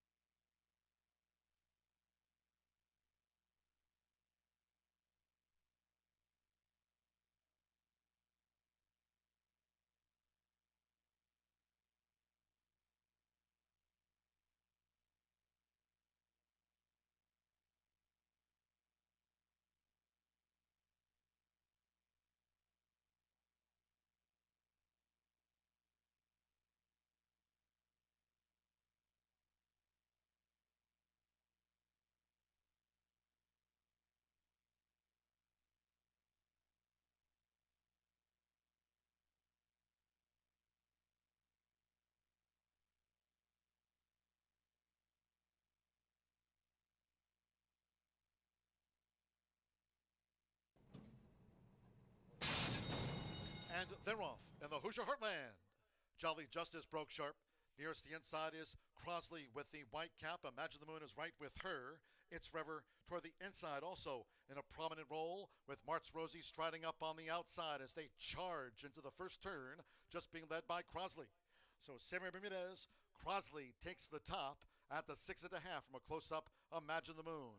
As they go to the back right together, nearest the inside is It's Rever, who's joined by Martz Rosie. It's Rever is now in 4th. They have 6 furlongs to run. There comes Jolly Justice in 5th. His Bayou is 6th. Whole Run in 7th. Brittany's Golden Faith is 8th, going up the back of the track. And then nearest the inside is Innisfree Lass. Joseph Romero and Bootlegger Justice, the 2-race maiden in their midst, is running in 10th, with Classic Kitten in 11th, and Evil Intentions trails the dozen. 24.46 lean seconds. Here's the half-mile pole. It's Imagine the Moon, who's taking the lead now for Rodney Prescott. Half-mile, 49.32 seconds as they enter the far turn. Imagine the Moon. Crossley re-engages. Martz Rosie in the red cap. It's River. Tis Bayou getting a rail run now for Mitchell Murrell with 3 furlongs to go. This leading quintet, they've made a break from Jolly Justice, Innisfree last wide. Brittany's Golden Faith coming past Soul Run, past the quarter pole for these leaders. Then farther back to Evil Intentions. Classic Kitten, Bootlegger Justice is 12th. Heads are turned for home. These fillies mares straight and away, 3/4. 1 minute 13.88 seconds. And the race is on. Imagine the Moon and Crosley toward the inside. Tries to kick with Imagine the Moon, who has the advantage past the 16th. It's River is 3rd and running on by close to home with Rodney Prescott. It's Imagine the Moon. Takes out the Hoosier Heartland handicap by 3. Crossley was 2nd. It's River 3rd. Then Tis Bayou, Innisfree last. Brittany's Golden Faith and Martz Rosie. They were next across the finish.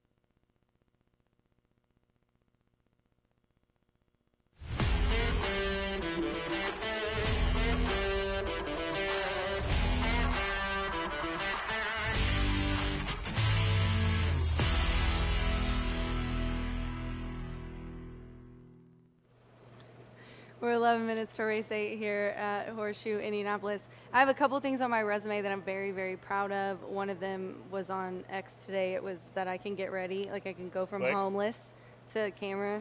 And the second thing is that Jimmy Mac's never gone off on me in like 12 years of knowing him. That's probably. I'm telling you guys, everyone that I tell that to, they're like, he's never screamed at you, not once. I'm like, not once has Jimmy Mac gone off on me. Yeah, we're one and the same. It's a Mac attack kind of thing. Yeah. I wish we'd been Mac attacking on Imagine the Moon. Dude, and Katie even let me have it. She was like, no, absolutely no faith. But I'm telling you, I did mention that horse earlier today. I did mention on the pre-race show and Steve Bick. She had ran well at a mile and a 16th, but it was so long ago. I just didn't think that we were going to get that She's been wanting more form. ground. I think she wants a fight. You know, her ears were going back and forth in the turn, and when that horse Crosley slipped underneath and looked like she put a length on her, that's all she wanted. She just dug back in, and what a game performance. Good edition of that race, and now the Empire coming up. This is the 25th running in another well-matched field. It is a well-matched field, and honestly, we really could just start at the top and go to the bottom with all these horses. There's a song like that. It's a song like that. Don't start with me. Okay. Who's Your Daddy Now is me and Jimmy Mac's top selection here. Marcelino is aboard, and talked to Marcelino a little bit. He said, you know, this last race, he felt like he was kind of himself again. He had put in a couple races where Marcelino was like, this isn't the same guy back in May. And recently, obviously, off those 2 wins and then the nice run in the Bucero. I mean, he was only 2.5 off the leaders. Yeah, it kind of made you question if he really did like the dirt. I know he broke his maiden 5.5 on the dirt. He did win the non-2 before winning the snack stakes. Those 3 turf scores were ultra impressive, but I did like that race last start when it came off the turf.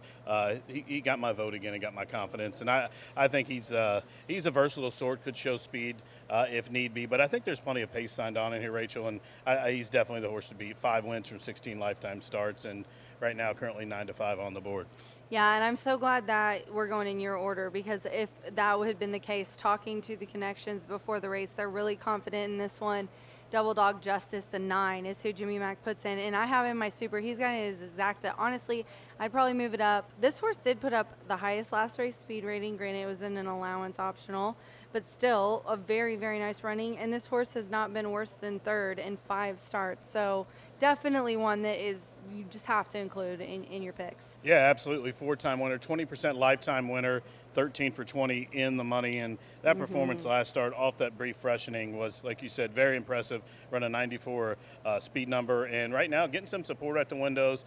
Probably all the barn money. the whole Paquette family, half The of whole Central Paquette Indiana family's here, yeah. Yeah, they all have grandkids, all of them. Fistful of tickets. But this horse is a stakes winner at a route distance here. Won the Unreachable Star, that $250,000 race here as a 3-year-old. So the horse has some back class and seems to be peaking at the right time. And also does look phenomenal in the pack. The first thing that Jimmy Mac and I said before we got live was, look at Double Dog. I mean, his ears were forward. He was on his toes. He looks magnificent. And not warm, not sweaty. Not like too excited. Yeah. And then we did see the 10 just looked very agitated, and you could tell the difference between their movements.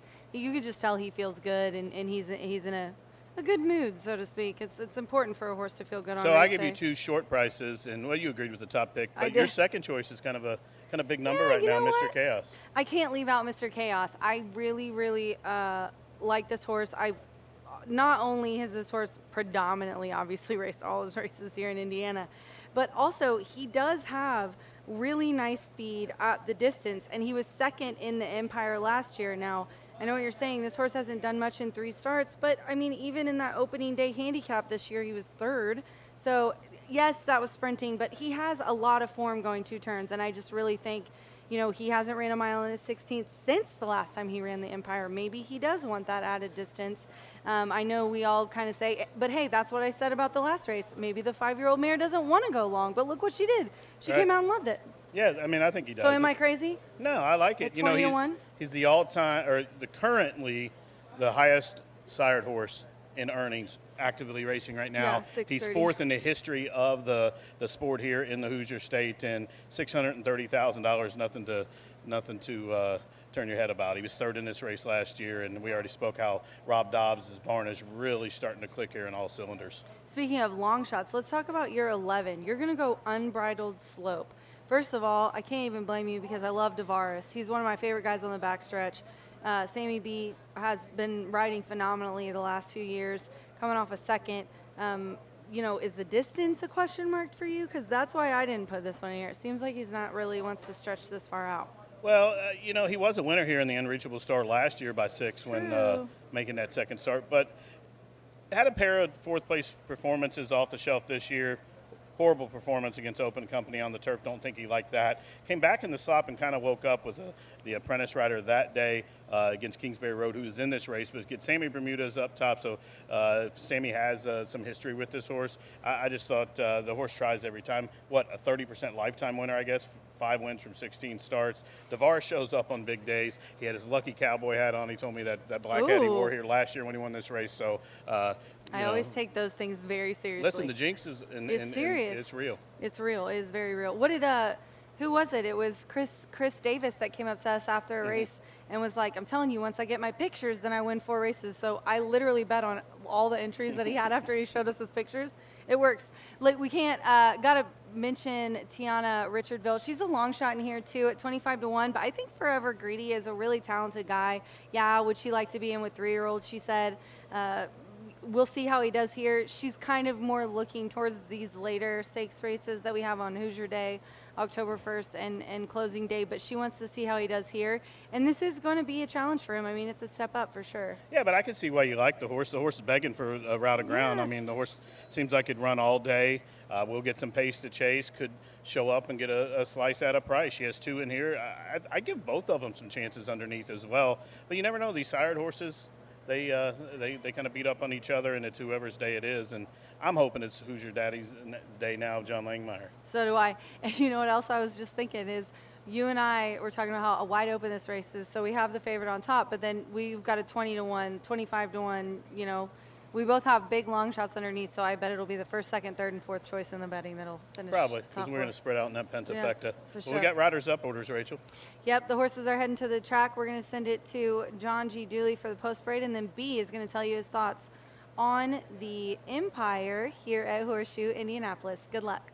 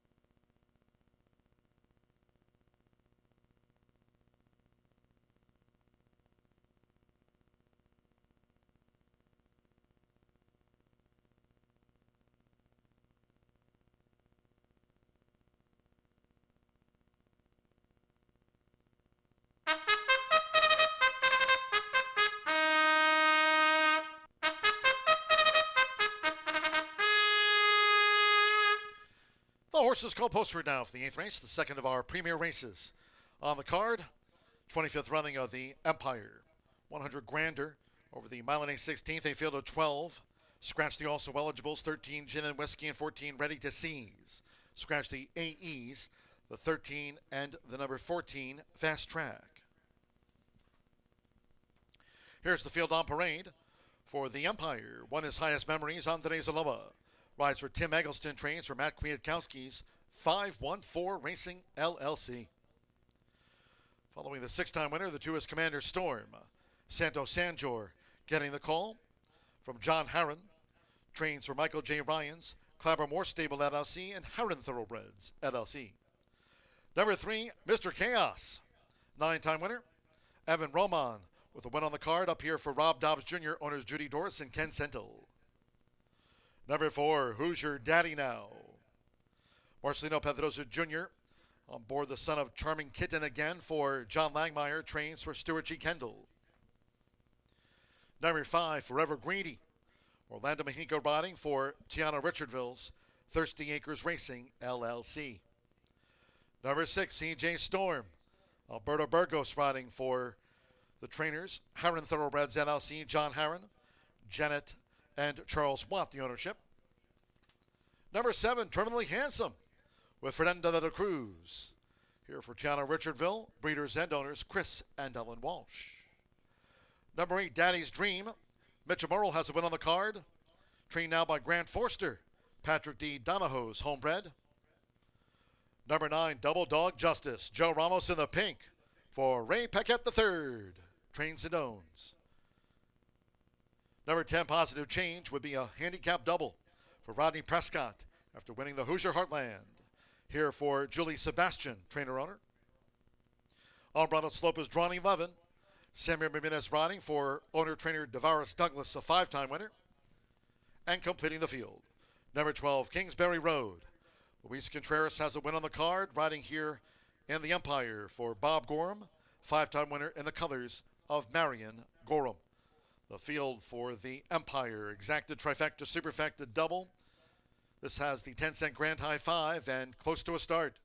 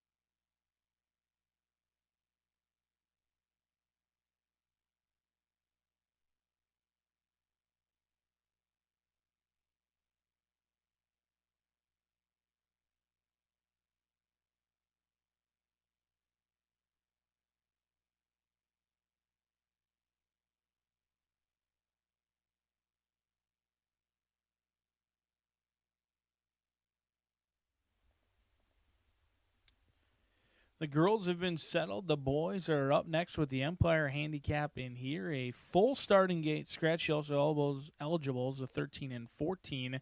I happen to fancy the horse on the very, very outside, Kingsbury Road. This 4-year-old has really excelled since being stretched out to 2 turns. Brings in a 2-race winning streak against state-bred competition, but did so very impressively both times in the slop. And I think Kingsbury Road is a much better animal than just a horse who excels in off races or sloppy events. It wasn't all that long ago that they won the Itoba Stallion Handicap at 3 years old, doing so very impressively, just absolutely dominating that group and running very well fresh. While they may not be as fresh today with races spaced out admirably each and every month, dating back to July 16th and August 16th and now September 10th. I think Kingsbury Road with Luis Contreras is a horse who's going to relish the added ground in a race where not many want to necessarily go the full mile on the 16th. Kingsbury Road, if they can work out a ground-saving trip from that first post, is in with a big chance into this spot. I loved 6-1 about 2 minutes ago, but it's cut in half at 3-1. You heard John and Rachel talking about the 4-horse. That is a likely favorite in this spot. Hoosier Daddy now 2-1 on the board. But what about CJ Storm?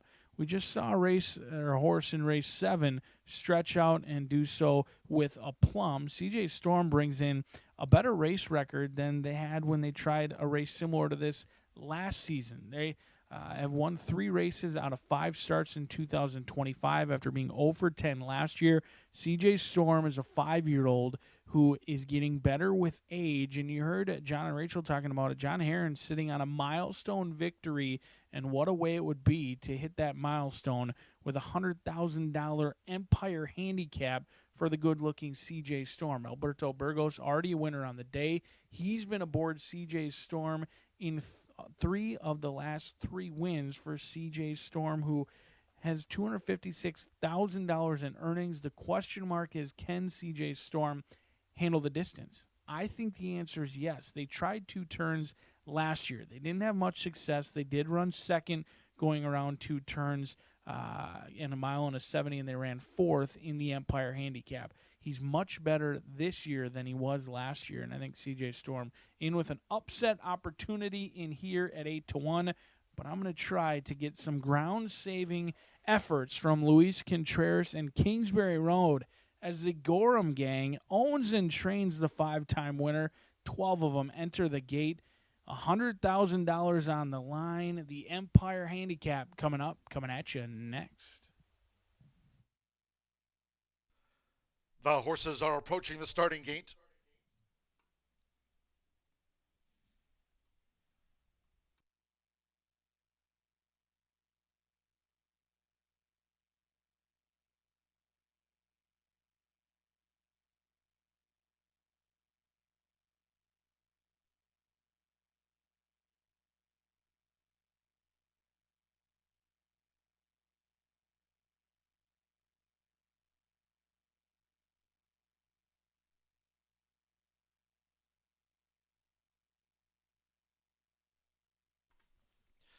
The horses have reached the starting gate. It is now post time for the Empire.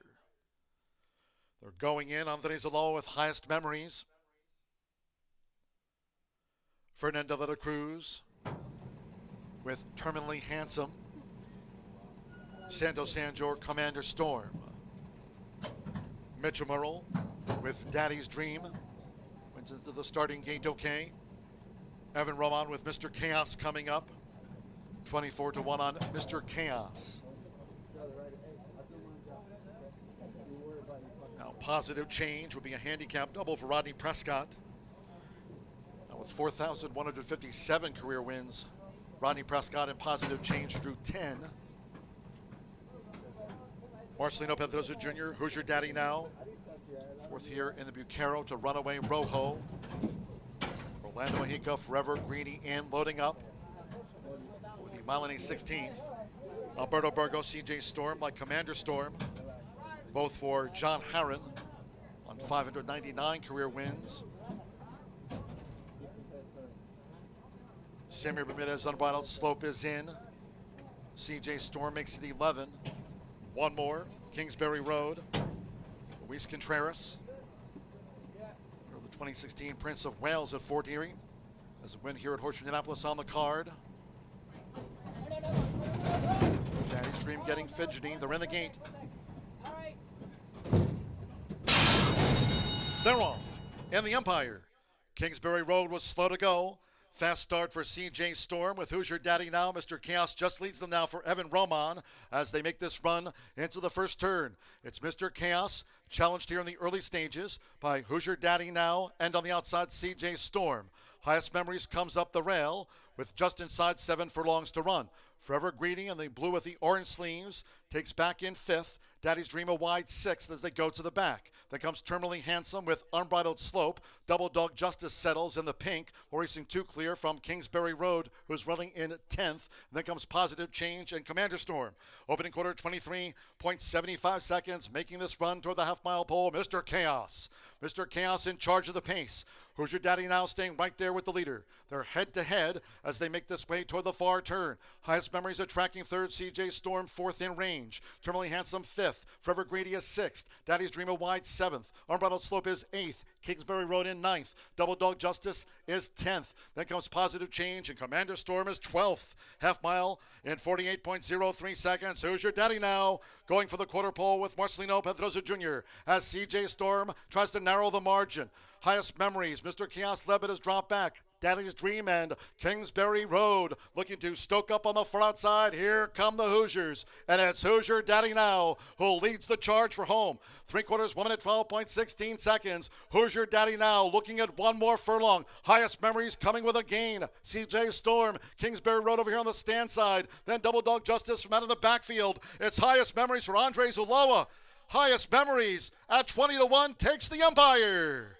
Tracked Who's Your Daddy Now down. Kingsbury Road was 3rd, CJ Storm 4th, and Double Dog Justice and Positive Change.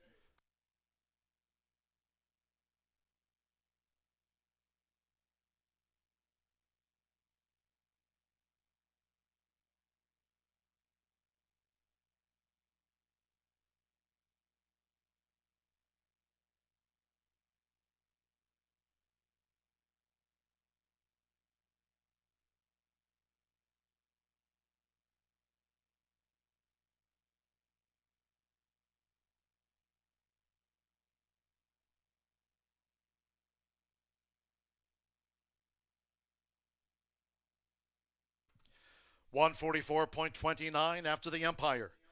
1-4-12-6, photo for fifth. One highest memories, a 20-1 strike. Number 4, Who's Your Daddy Now at 4-1 was second. 12, Kingsbury Road, 3-1 third. 6, CJ Storm, 8-1 fourth. For the Pentafecta Grand High 5, it's up to the judges. Double Dog Justice, narrowly from Positive Change. Daddy's Dream next. Forever Greedy, Terminally Handsome. They were next across the finish in the Empire. Then we trailed back.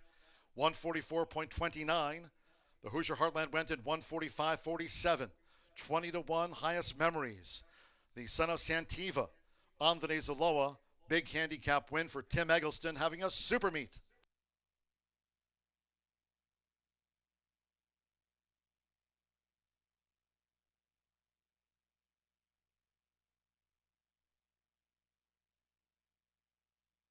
The judges have confirmed fifth, number 9, Double Dog Justice for the Pentafecta, 1-4-12-6-9.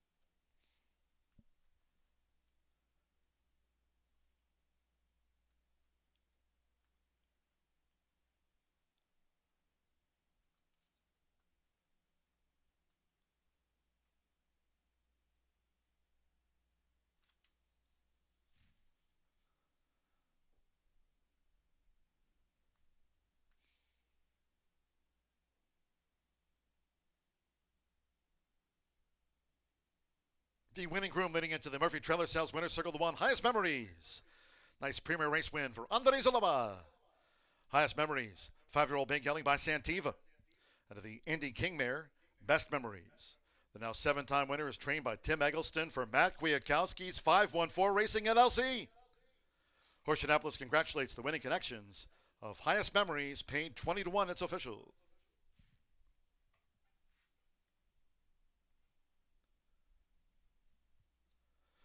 The 1-4 exacta, $310.60, 50-cent trifecta paid $453.20. Results in on the 50-cent late pick 5. 5 of 5 paid $2,437.05. $2,437.05 the payout on the 50-cent late pick 5. 3-1 double, $254.80. $1 late pick 4 presented by Itoba. $1,745.90. CJ Storm ran fourth. 10-cent superfecta, $484.18. 50-cent pick 3, $267.95. 10-cent pentafecta, $1,202.87. Double Dog Justice ran fifth. 144.29, winner's presentation. Once again, in the Murphy Trailer Sales Winner's Circle, Horseshoe Indianapolis Vice President and General Manager Racing Eric Kallstrom, again joined by Director of Racing and Racing Secretary Chris Polson to the left. To Chris's left, Assistant Racing Secretary Chris Kamak. Winner's presentation after Highest Memory stakes out the 25th running of the Empire.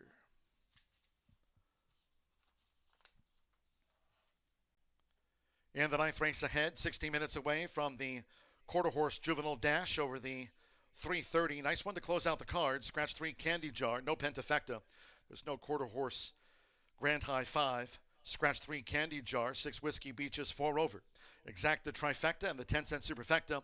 Post time will be at 6:38. One more time today to go down to the Murphy Trailer Sales Winner's Circle after the last of our premier handicaps on the card.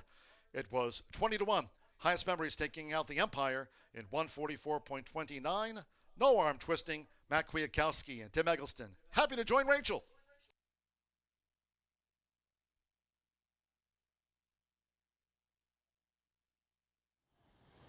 The Empire goes to Highest Memories. What an upset, $42 winner.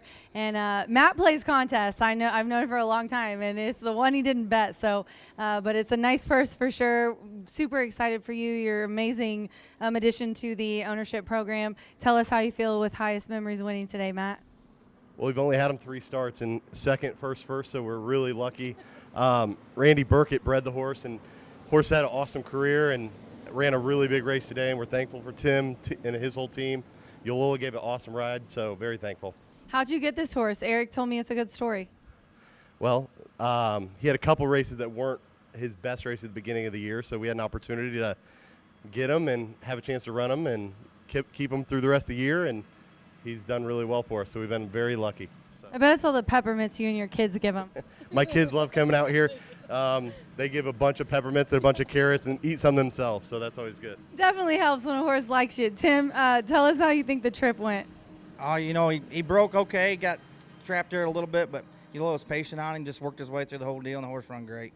Andres looked like just a professional. They both did. They looked so good out there together. I'm so happy for that kid. He works hard, and he deserves it, and I want to just thank the team back here, Pinky, Jordan, Sonia, Meche, Jonathan, everybody involved. We just thank everybody. All right, guys, congratulations. Many more. Empire goes to Highest Memories, $42 horse, whoever had it. I want to be your friend. Good luck.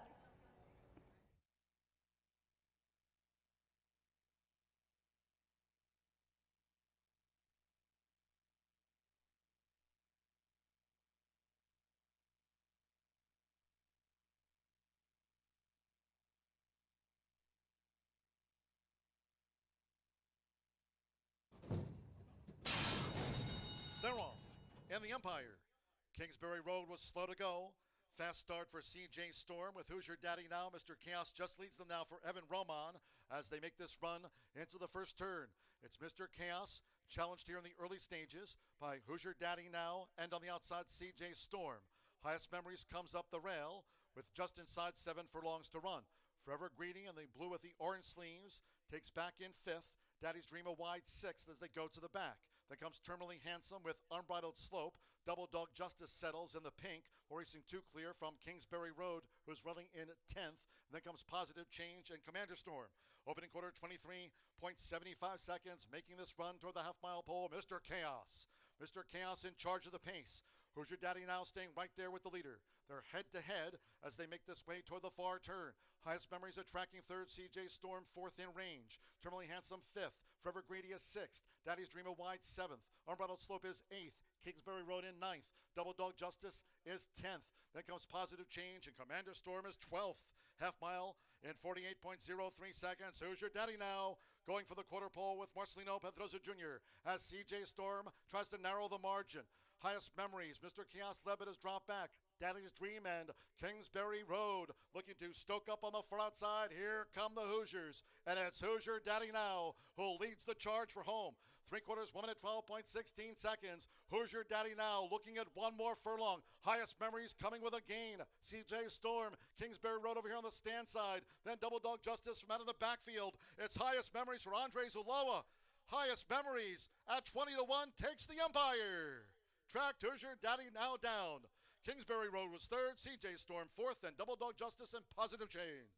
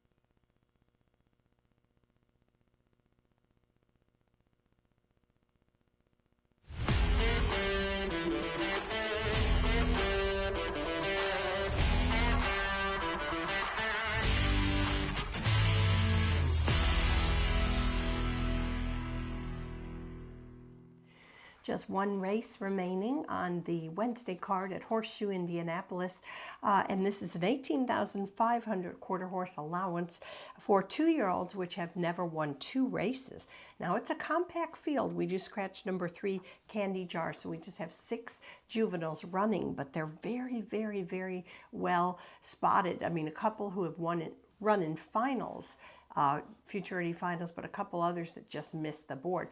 As my friend Brian Aragoni says, when you got a full field, you might walk away with a wheelbarrow of cash.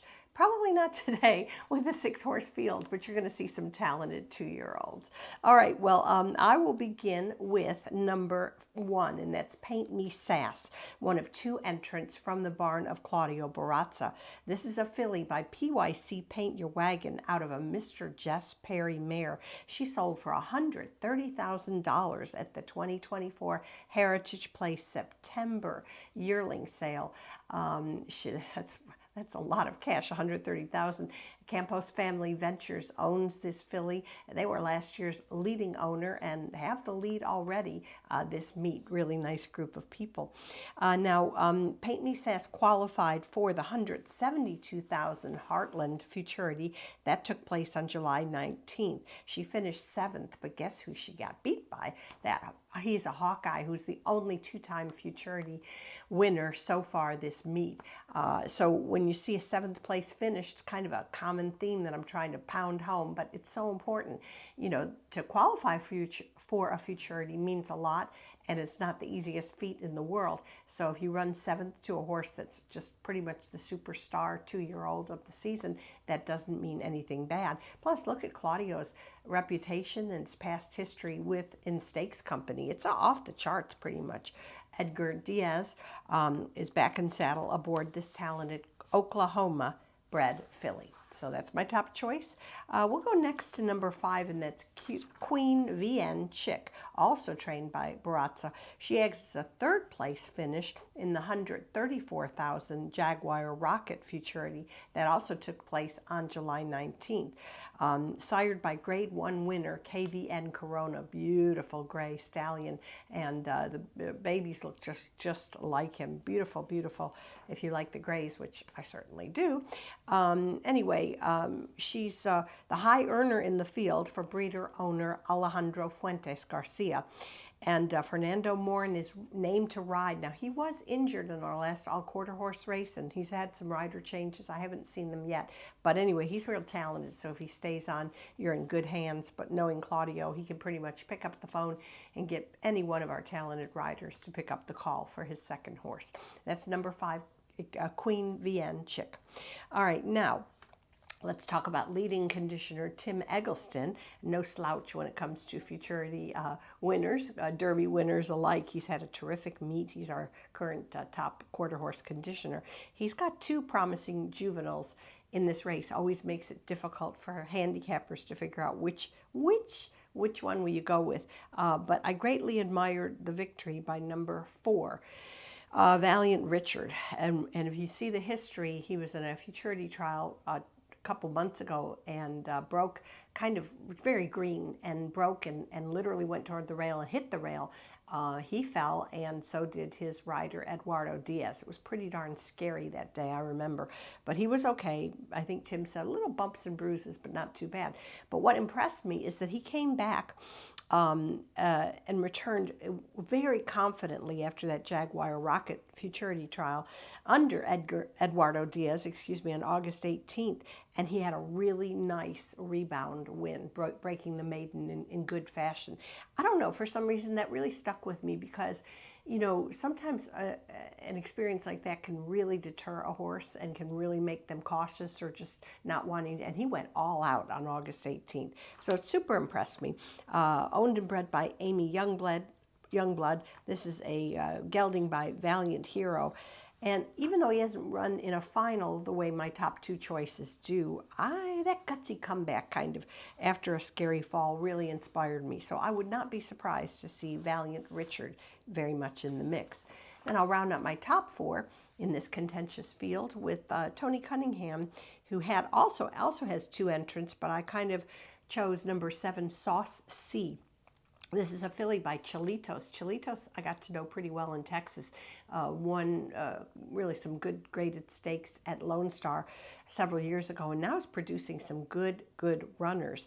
I don't know if you remember, but that wonderful evening that we had, the Friday evening racing, Silks and Roses, we started out the card with a quarter horse race, which was so much fun. And who drew clear and looked super impressive? That was Sauce C. So I say, oh, come on, Tony, let's get this nice filly another win, because she did it in front of a crowd of people. It was pretty exciting. Anyway, she ran fourth to Heartland Futurity Champion. He's a Hawkeye in a previous race. So, you know, this filly's tested the waters too. And Tony will give a leg up to rider Isidro Banuelos.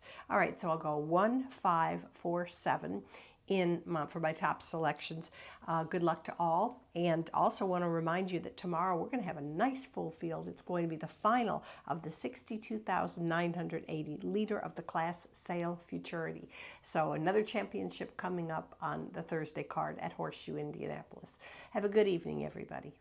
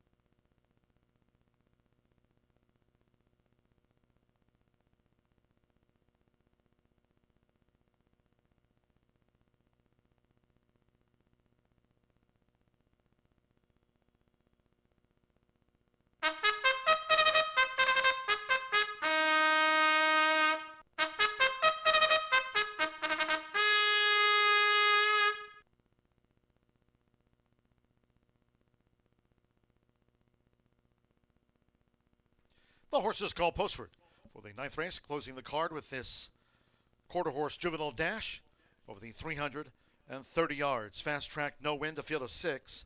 3 candy jar scratch, no pentafecta. No 10-cent quarter horse grand high 5. 6 whiskey beaches, 4 pounds over the program right there. Exacta trifecta, superfecta. Once again, no 10-cent quarter horse pentafecta featured.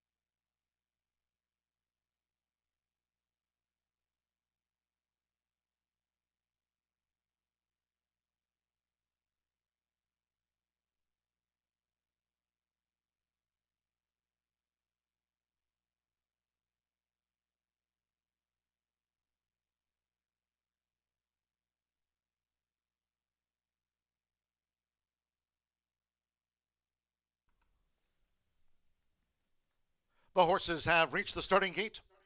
It is now post time. They're going in.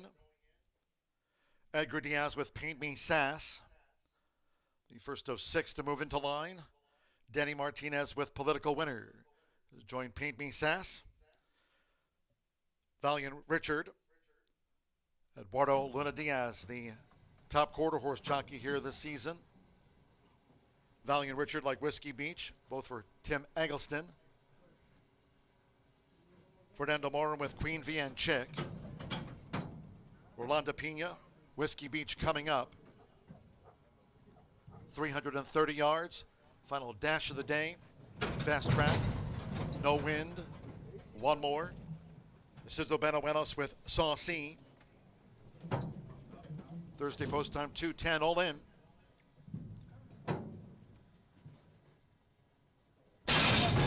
Off in the Wednesday finale.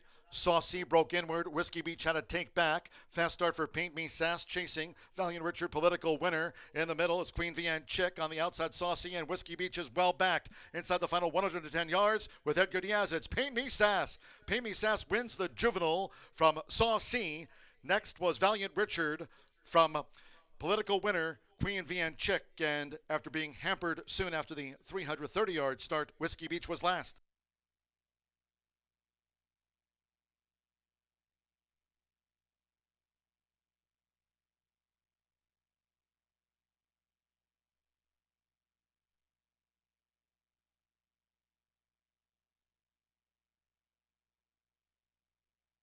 There will be a steward's inquiry into the start.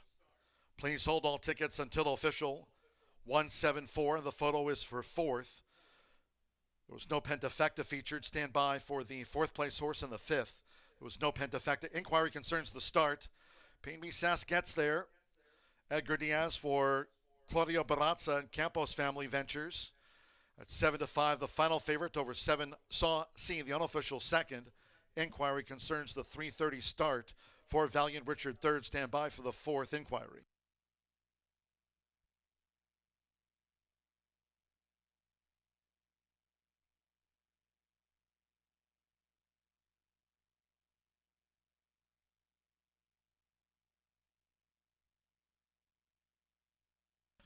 The judges have posted number 2, Political Winner 4th. 17.150 seconds for the juvenile dash. 17.150. Inquiry 1742, the unofficial, after race 9.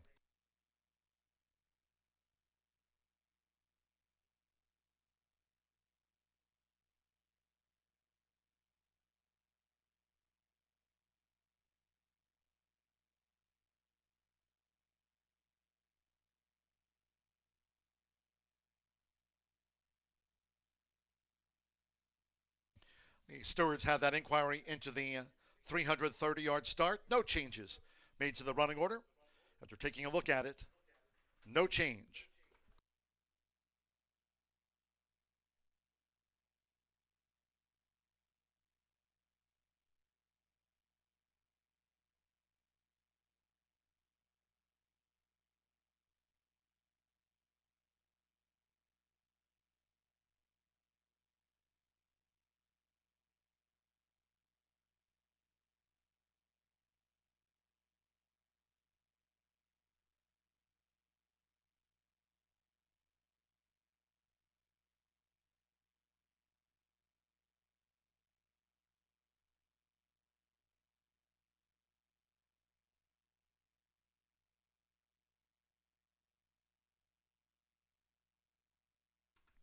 Race 9 official.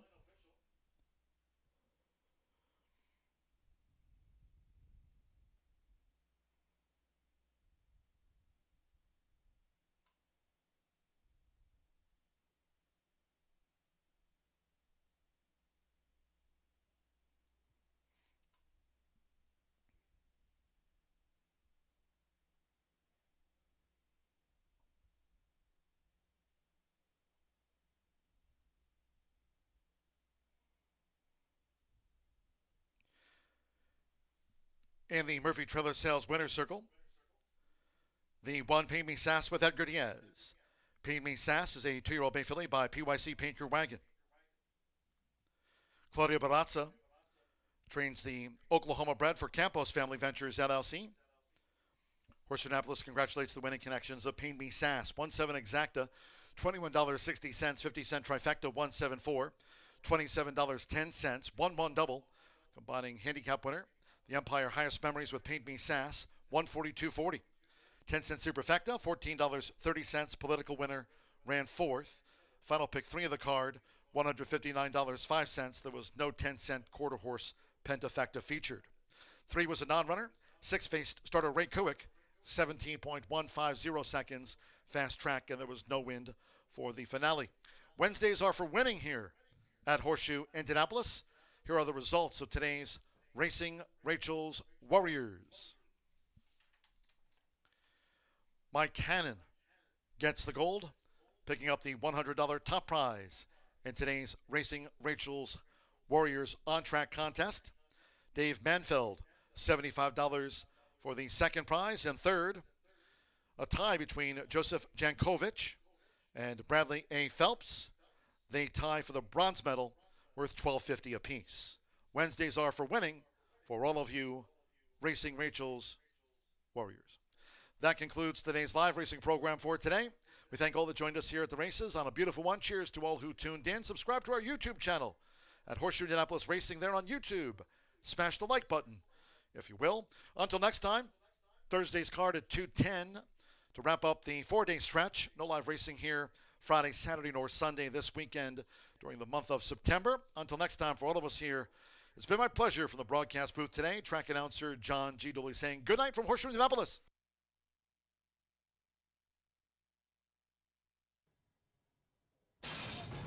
Off in the Wednesday finale, Saucy broke inward. Whiskey Beach had a take back.